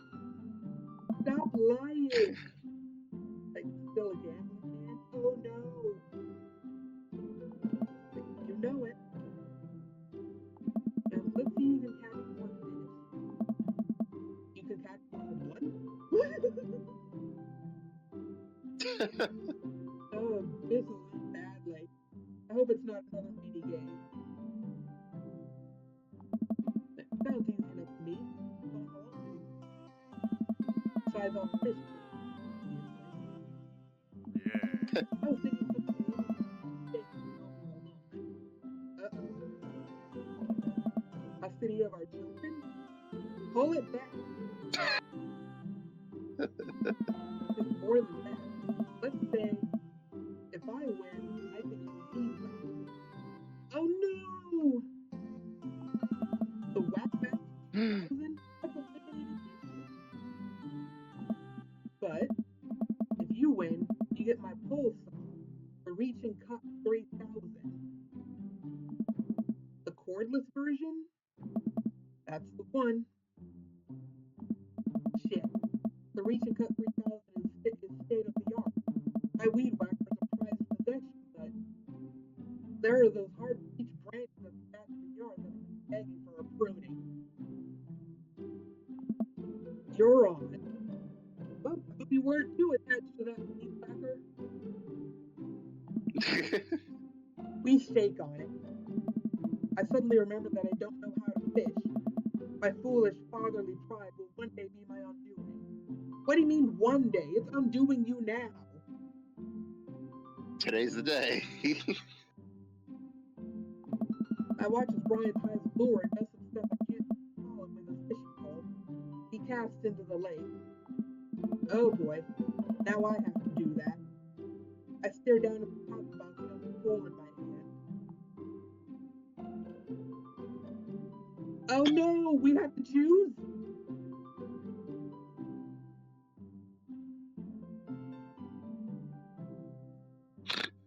Which one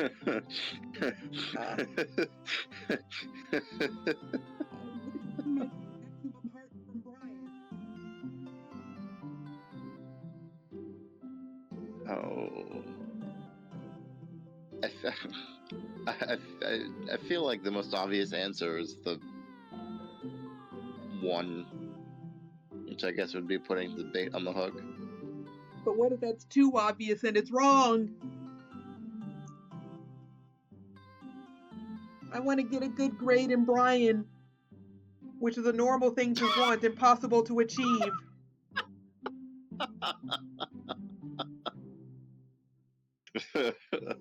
Agreed. I just don't want to overthink it.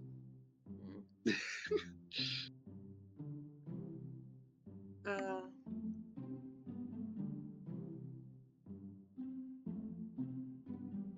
I at the very least think that insulting the fish would not be a good look. What about stretching?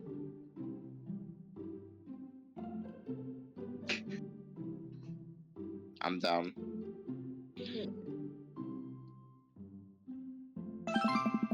Oh, good. We got the hearts. Here.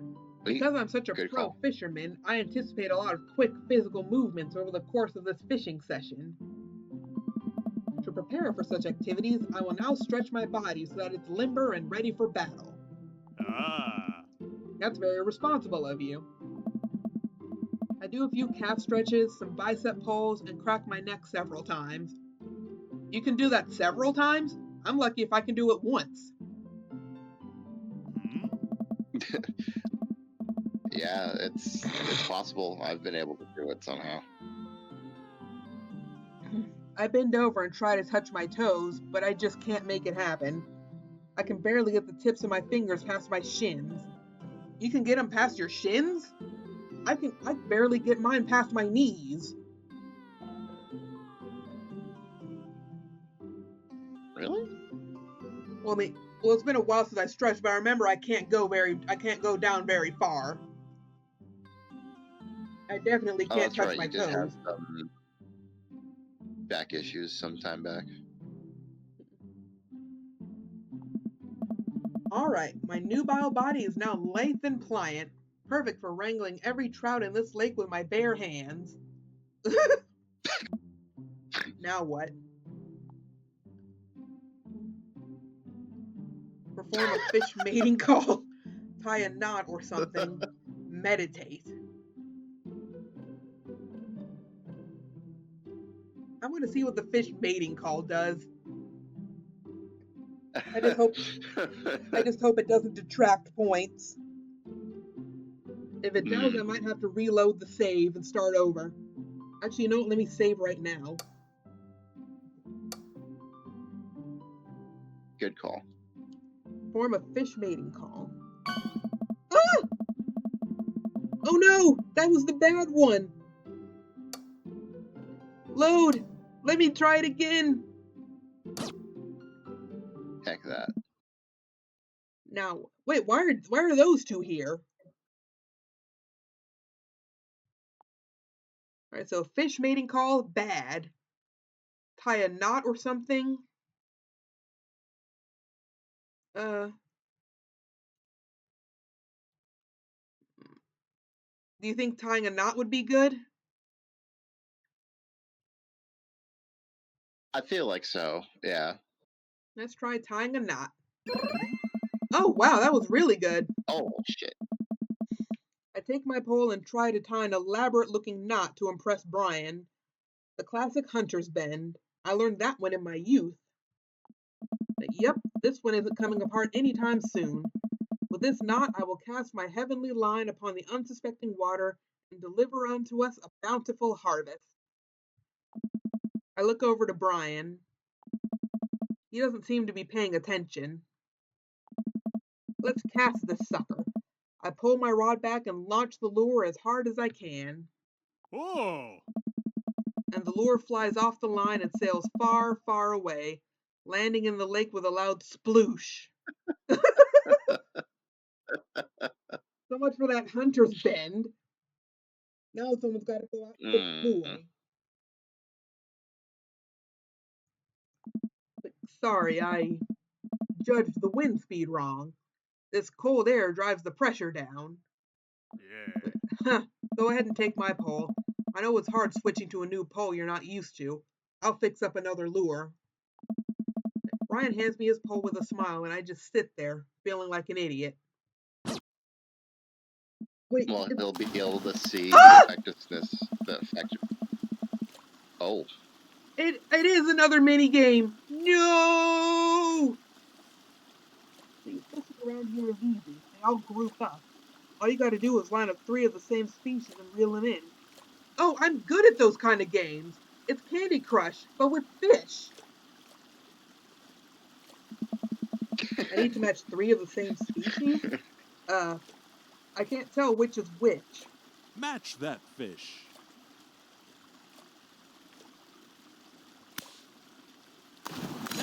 fishing?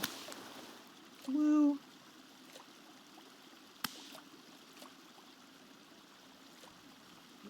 No, I didn't want that one.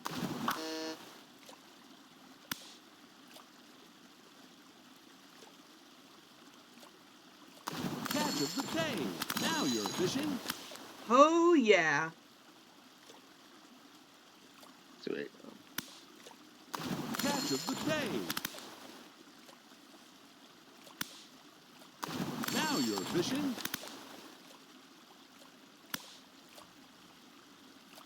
What the? That's not what I wanted.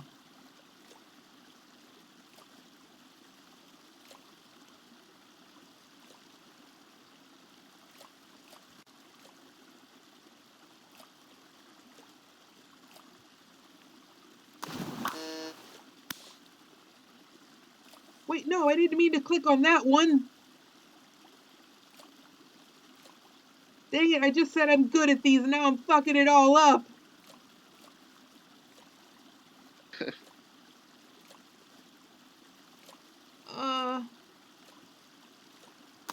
Match of the day.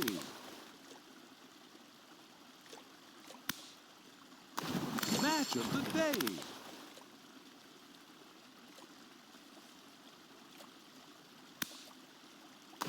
Nice match.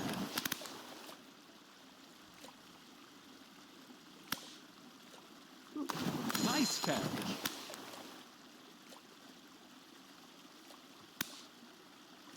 Now you're fishing.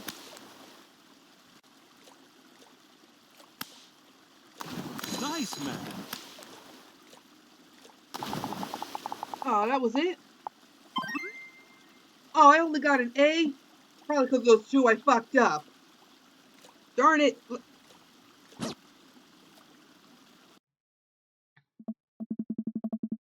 Wow, this is way tougher than I thought.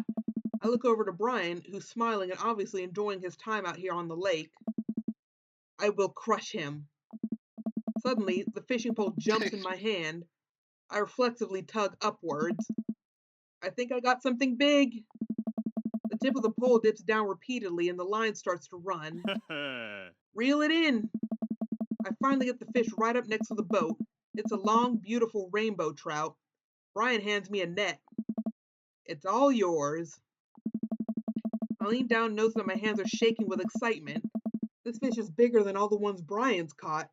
That pole saw is mine. Oh! The entire canoe tips over with me.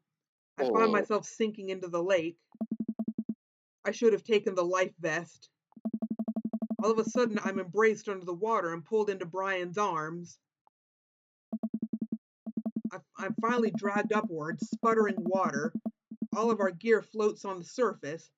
Maxwell doggy paddles around us in circles, having a great time. I don't know about that. You all right? Does that count as one? Well, you probably lost all of them when the boat tipped. Oh! Well, seeing as all of our fish are now swimming safely back in the lake, I guess so. Brian laughs. Let's get you to shore. Brian and I flip the canoe back over and fill it with our now soaking wet gear. We row back to shore with Maxwell in tow. What? Oh, wow. He's a lot Howdy. fitter than I was expecting.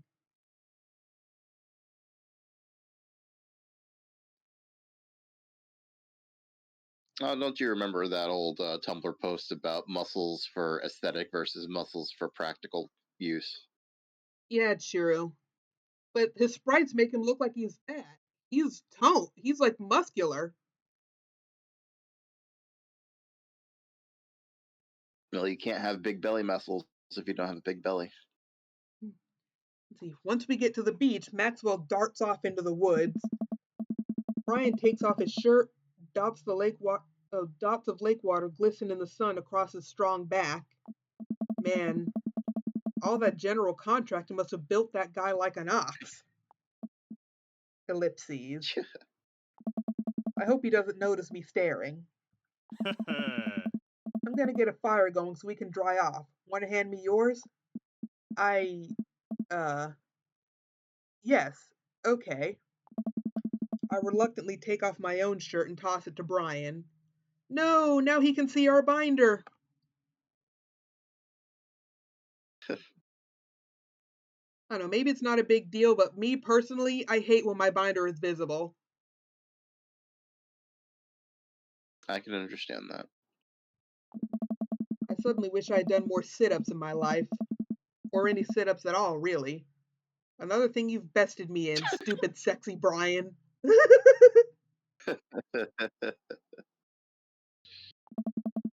You might as well fry that shirt up. Look, it seems like it's the only lunch we'll have.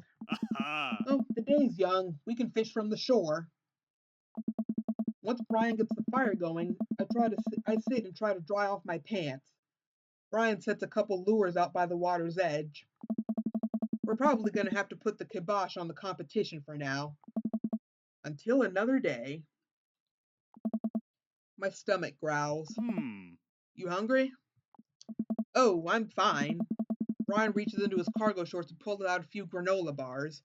I have a small child. I am flushed with snacks. Brian joins me by the fire, and I accept the cargo short granola.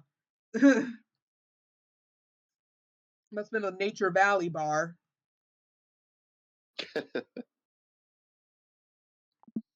And now we're back to waiting. Where did the girls get off to? Shouldn't they be back by now? I wouldn't worry about it too much. They're a couple of smart kids. That's what I'm worried about. They're too smart. They've probably established a small rural government by this point and installed themselves as leaders. I take a look around at the sun cresting the tree line, casting the entire lake in a warm golden glow. The forest seems to be coming alive now. Birds chirp in the distance. Wow, nature is beautiful. A mosquito bites me. I slap my neck and curse. Nature sucks. Yep, nature is great till the bugs come out. But here you go, bud. Brian hands me a bottle of bug spray. I begrudgingly take it and douse myself. Ugh, I always hated how this stuff smells. Really? I've always kind of liked it. Reminds me of being outside.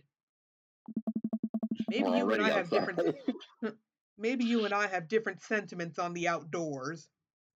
Yeah, I'm a spoiled city guy. Outdoors is not for me. Maxwell comes bounding up to me, a huge stick in his mouth. He drops it at my feet and looks at me expectantly. Throw the stick toward the woods. Takeout throw. Break the stick in half to assert your dominance. No! No! No. Don't break the doggy's stick. What's wrong with you? See, throw the stick toward the woods. Let's see, do we fake the dog Yeah, I out? say. Huh? Nah. Yeah. Throw it. Throw the stick. Oh, Yep. that's the good option. I hurled the stick as hard as I can toward the tree line. Maxwell bolts after it, running as fast as his stubby little legs can carry him, which, consequently, is not very fast. It is very cute, though. Hey. Nice throw, Dad. I turn away so he can't see me blush. Aw. Maxwell brings the stick back to me, clearly proud of himself. Good boy, Maxwell. You're a very good and speedy boy. You're the world champ of fetch. It's time for the pets. What's the plan? Butt pats never fail. Scratch behind the ears. Rub that belly. Belly rubs. But then again, you can't Belly, go belly, right. belly, belly. Then again, you can't go right for the belly. They have to offer belly. Or is that cats? Oh, do they? I think I'm thinking of cats. All right, rub that belly. Maxwell rolls over and lets me rub his belly. He wiggles on the grass, clearly loving it. Ah, shucks. I feel like a bit of a third wheel here. Where are my belly rubs?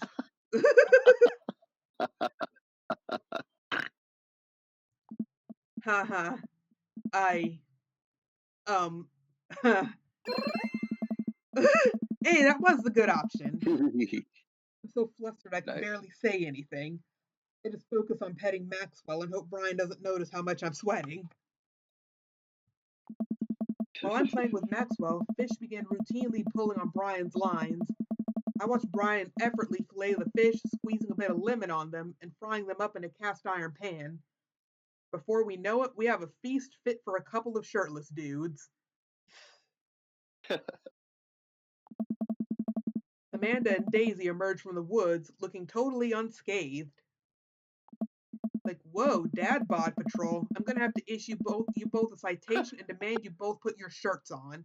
There are children present. Brian tosses me my now dry shirt. I pull it over my head, thankful that I'll no longer be distracted by Brian and his pecs.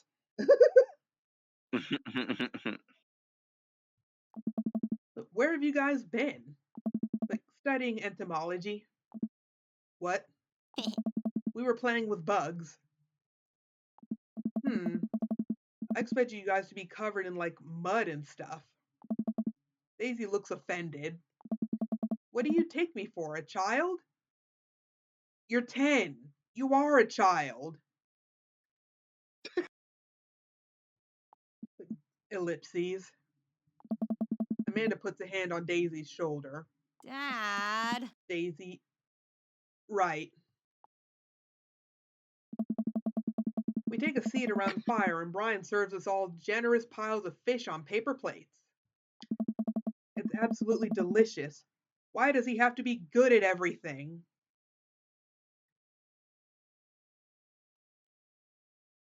Oop. Just let him be good at things. He'll take care of you. He currently is.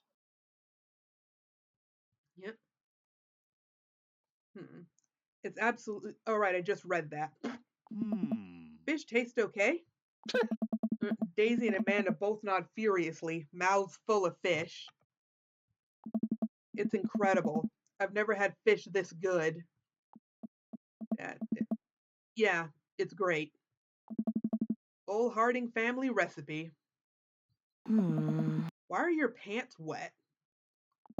Well, Amanda, we were out there on the lake and then I accidentally tipped over that boat. Ah, he's taking the blame for us. That's nice of him. Aw, what a sweetheart. Don't worry, all the gear floated to the surface, so we didn't lose anything. Right, Dad? Yeah, that's exactly what happened. I can't believe he just covered for me. Gosh, he even out-humbles me. Oh. He's trying to beat me at everything, including my world-famous sense of humility. Humility is literally not a contest. That's the opposite of humility. At least we know Brian can lie like we can. Better than we can, actually. I'm willing to bet he knew the entire time that we can't fish. That seems like it would be correct, yeah. We finish our fish and end up playing catch with Maxwell for a little while before we decide to head out. After cleaning up the camp, we pack up the station wagon and let Maxwell into the back seat. The poor pup falls asleep in a cuddle puddle with Amanda and Daisy. They've had a long day. Been an ordeal today, bud. Let me drive you guys home. I want to prove that I'm the most awake dad on the block, but yeah, I'm beat. Fine. As we drive away, I take one last look. Oh, this music!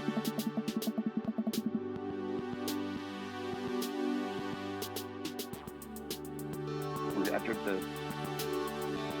I don't think I've heard this music.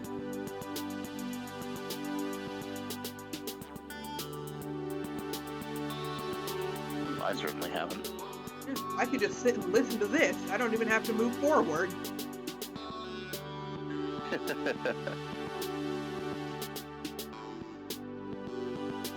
we drive away, I take one last look at the lake disappearing behind us and smile.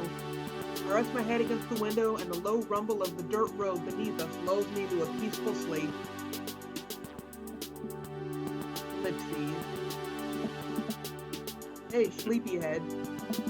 I open my eyes and realize that I dozed off in the car. I subconsciously wipe a bit of drool off my chin. Oh, hey, I was resting my eyes. Just in case we suddenly have to jump into any sort of conflict. So I'm super awake for it. Stop lying! God! You suck at this! And ready to fight. With my strong arms. It's all good. You earned some rest, buddy. Thanks for coming out with us today. I had a lot of fun with you. Aw, you had fun with us. Good. Thanks for inviting. I also had fun, actually. Glad to hear it. Take it easy, yeah? You too. Take it the easiest. Brian chuckles to himself as he unloads the car. Amanda and I get inside and immediately collapse onto the couch. Long day. Yup. I was so close to that pole saw. Pole saw? Yeah, Brian and I were competing to see who could catch the most fish. And... Ugh! Stop. Why do you care so much? Amanda Panda, just look at that guy. He's so obviously got my number and he's rubbing it in my face. Like, Dad, I love you. But you're kind of dumb sometimes. Dumb? Or clearly the superior dad. But you know what? I don't have any of the energy required to properly unpack your weird fixation with asserting your masculinity. I'm going to bed. Night. You go, Amanda. Don't humor him. Amanda slides off the couch and face down onto the floor. Okay, maybe go to your bed. I am a tired slug. Amanda, that floor is disgusting. I don't care. Well, night, honey. Night, love.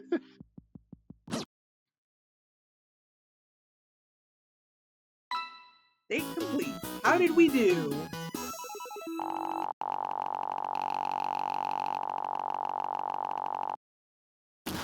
You sure know how to make a dad blush. Hell yeah. Wow. We got another Excellent. S rank. Brian's as good as ours.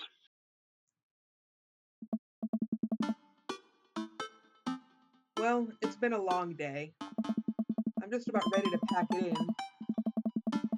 After a few bites of ice cream from the freezer, I turn off all the lights and walk down the hall to my room. I wonder if Amanda's still awake. That kid needs some sleep. As I pass her room, I can hear a faint sound. I can't quite make out what it is. I get a little closer. Is she crying? I knock gently on the door. Hey, Amanda? The crying immediately stops. Not right now. Her voice sounds strained. She sniffles. I need to make sure she's okay. I open the door. Oh no!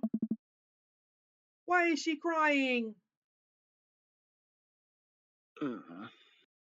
I don't like sad Amanda. Me either. In the dark, I could see Amanda's outline in the middle of her bed, knees hugged up against her body. Is everything okay? I don't want to talk about it. Did something happen or should we leave her alone?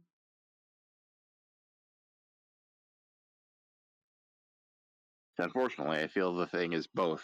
Something did happen, but she has repeatedly told us to go away. I guess we'll just leave her alone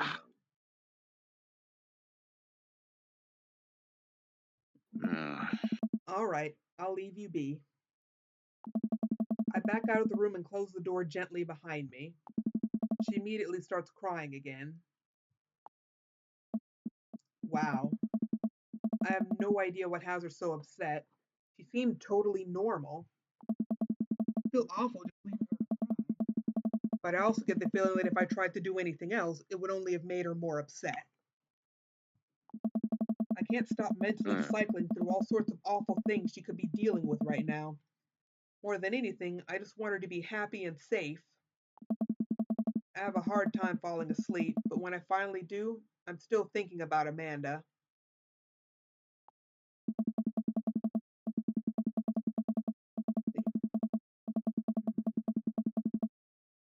After a long night of very little sleep, I roll out of bed and make myself a pot of coffee.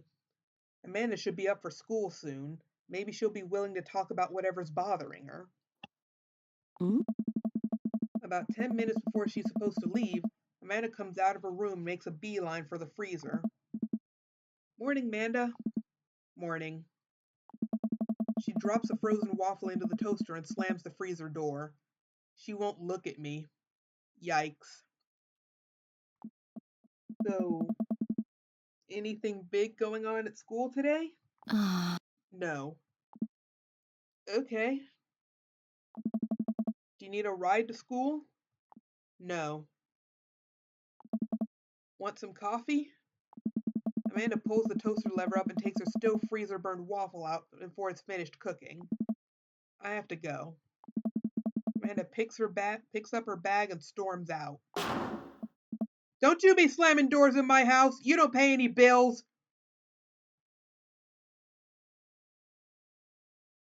Oh. Okay.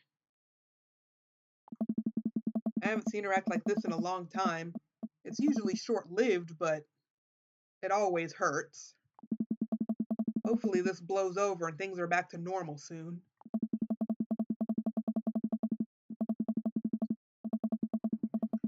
I sit back at the kitchen table and look at a picture of Amanda and I hanging on a wall.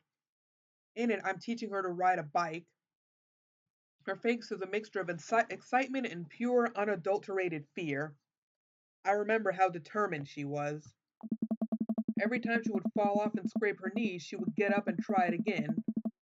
Finally, I had to stop her because she was bleeding everywhere.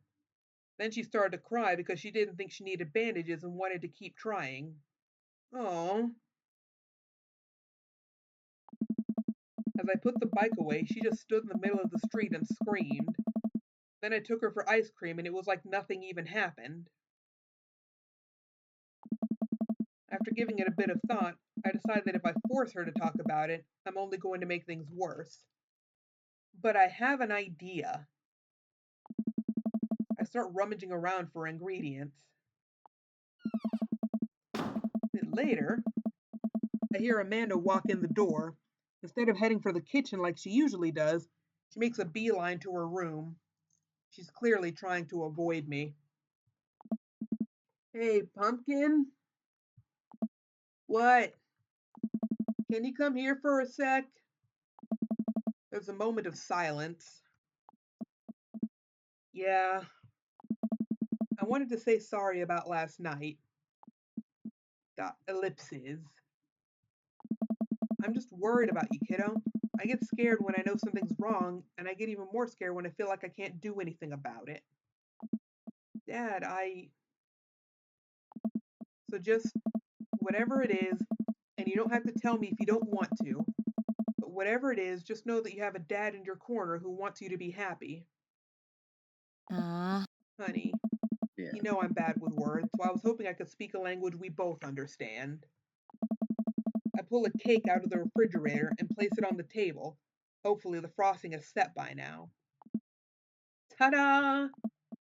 Dad, it took me a really long time because I ran out of red frosting somewhere around sad and had to start over.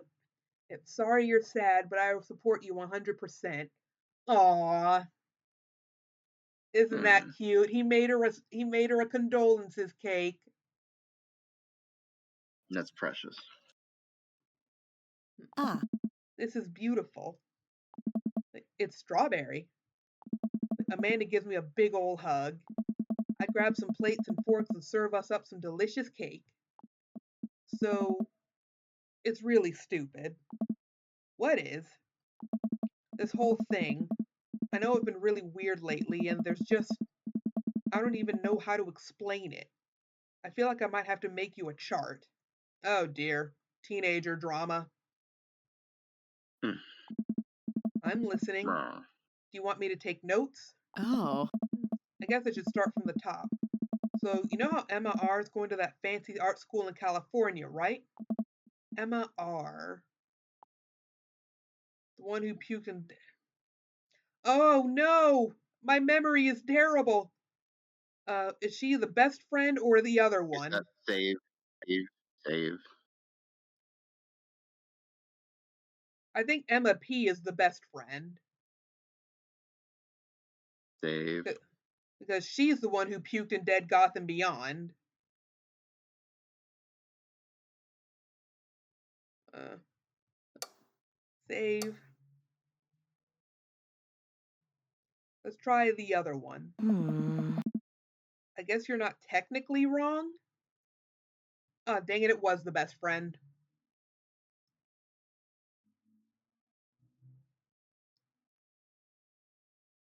You know what? It doesn't seem to matter. I'm not going to do it again. It's good to have fallbacks like Mm-hmm. that one. Eh? Anyways, ever since she got the acceptance letter, I've been feeling like she's drifting away, you know? And she's been spending a lot more time with Grace and Emma P. I just thought it was all in my head for a while, but then I found out from Rosie M that both of the Emmas, Grace and Noah, all went to a party at Mackenzie F's on the same night. They all told me they were busy studying for the Calc AB final. Oh, that's Yeah. wow.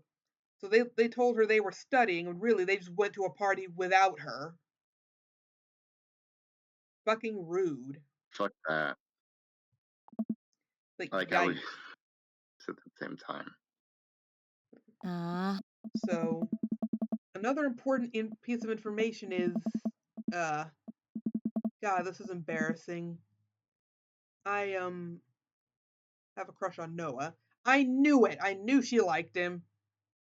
I freaking called it. And, that's a thing. Like, what? Whoa. I had no idea.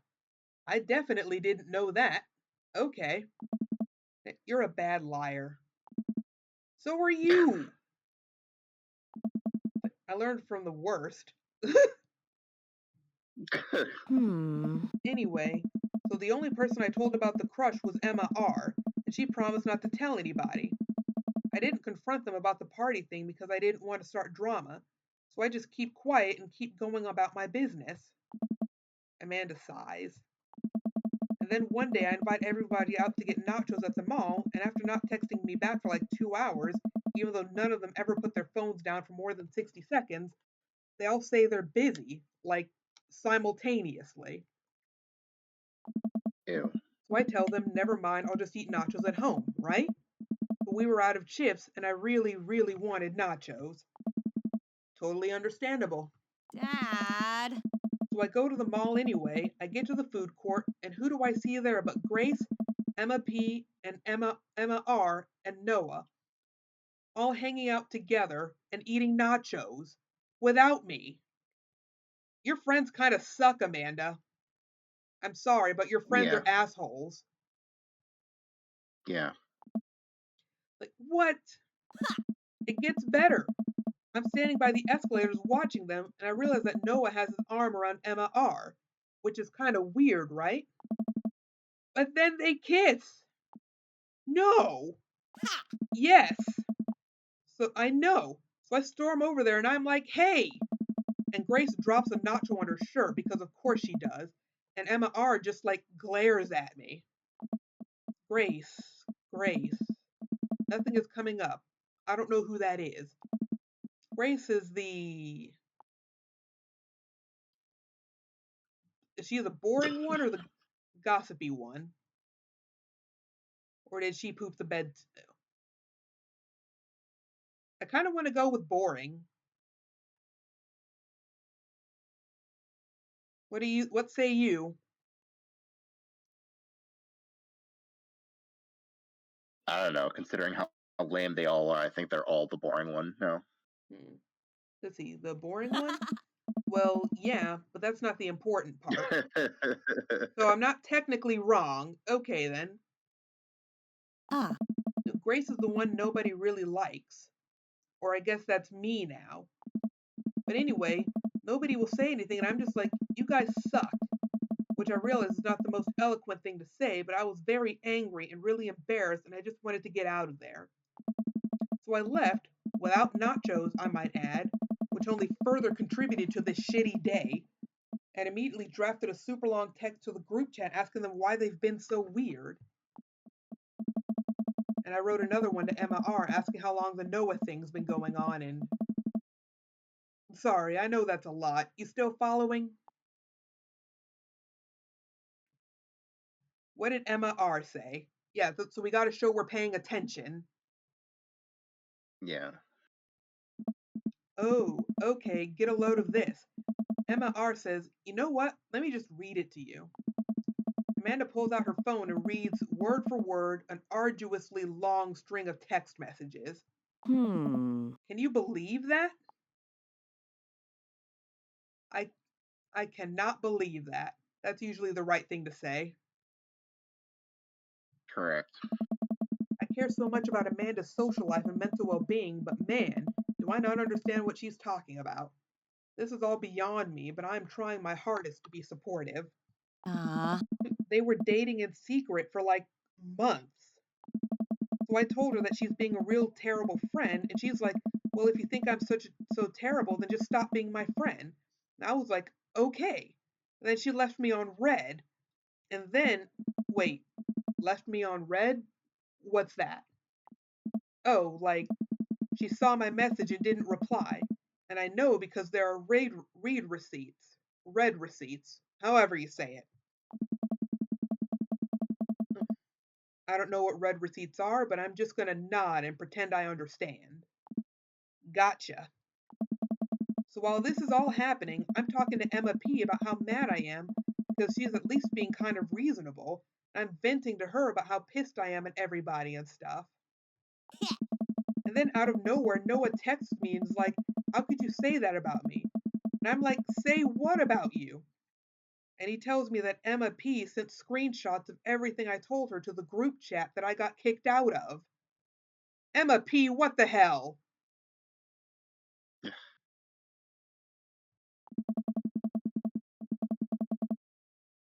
All right, I think you'd lost me at screenshots, but that definitely sounds bad. There's so much more, but honestly, it's all just really stupid teenager stuff. Bottom line is that everybody dropped me, half my grade hates me, and now I have no friends. Aw. Ellipses. Amanda, I'm so sorry. I almost expected it from everybody else, but Emma R's been there since Mom died. I can't believe she would just stab me in the back like that. I'm not even mad that she's dating Noah. I'm just upset that she lied to me about it for so long. Amanda stabs at the remnants of her cake. Okay, I take it back. I'm kind of mad that she's dating Noah. Like, what did I do wrong? Why did everyone just suddenly decide I'm not cool anymore? Why wasn't I enough? I don't understand. As mad as I am at everybody, like, I miss them, Dad. Amanda looks so dejected I almost can't take it. What could I possibly say to help? Okay, big brain time. I think I know how all of this went wrong. Because she said Emma R and Noah have been secretly dating for months. Well, she told Emma R about her crush on Noah, and that made things weird. That made her kind of not want to cause drama by being around her, knowing she's crushing on her boyfriend. So they excluded her from one thing. And then that turned into other things because now they have all this stuff to talk about that they can't talk about with her, or else they would also would be admitting they were excluding her. And they just kind of just got worse from there. Oh no. Anyways, Yeah, that's it. about it. That's the whole sordid tale. Thanks for listening. Tune in next week for more hot gossip. Wow. I know it's pretty dumb. It's not dumb. Don't invalidate her feelings with it's kind of dumb. It's not dumb. No, it's a stupid thing to be upset over. Amanda, your feelings are real. Don't ever be mad at yourself for having feelings. I guess. Unless you've secretly been a robot who's been approximating human feelings this whole time. Dad, if I was a robot, I would have transformed into a monster truck a long, long time ago. But seriously, I know you probably don't want advice, but I feel like it's my duty as a dad to bestow upon you a few nuggets of fatherly wisdom. So which one do you feel, Jacyn?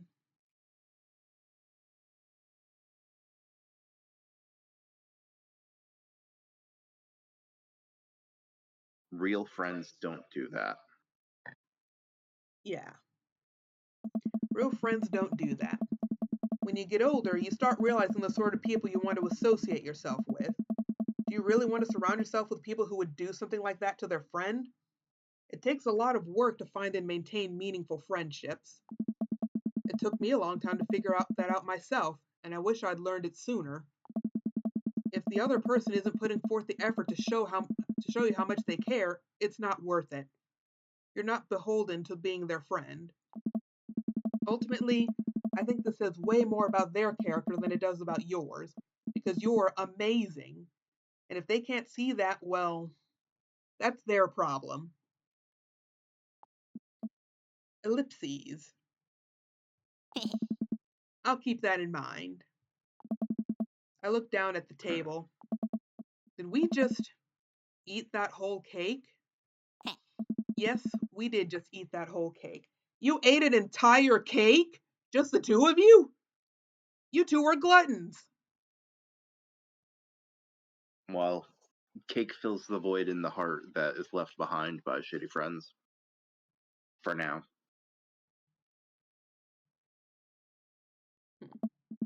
Welp, good talk. Amanda gets up to go to her room. Before she closes her door, she turns around. Hey, Pops? Yes? Thank you. You're always welcome. Love you, Amanda. I love you too, Dad. Oh my god! She voiced the line. Good. Good. Please remember to call us once in a while. Welcome. You've got dads. Oh, hey, All right. Craig. I- Oh, wow, we've I'm been... gonna have to call it. Yeah, same. I just looked at the I have to use time. It's been almost 3 hours. Holy crap. This was fun Yeah, and unexpectedly emotional towards the end. Naturally, yep. I feel that. Wow, can't believe we went on for this long.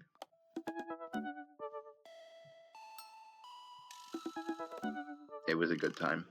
I'm glad we did this. Well, Thank you for having me. no problem. Thank you for being here. You know I love having you on my streams. You know I love being on your streams. Yay! All right, so we're gonna call it here. Thank you for watching, everybody. And as always, tip your waitress. Or Yeah, waiter. I was just about to say, Or waiter. Waitresses. Server. Tip your servers. It's a nice gender neutral term. Yeah. Thank you for watching. I hope you enjoyed. Tune in next time. Yep. Next time, let's see. Do you want to come back to this or do you want to get back into Kitty Powers? I'm good with coming back to this. All right. So next stream, whatever that ends up being, we're coming back to Dream Daddy, a dad dating simulator. We're going to do whatever it is Craig's doing. And then our third date with Brian, where things get serious. Hell yeah. Anyways, thanks for watching, everybody. See ya! Toodles.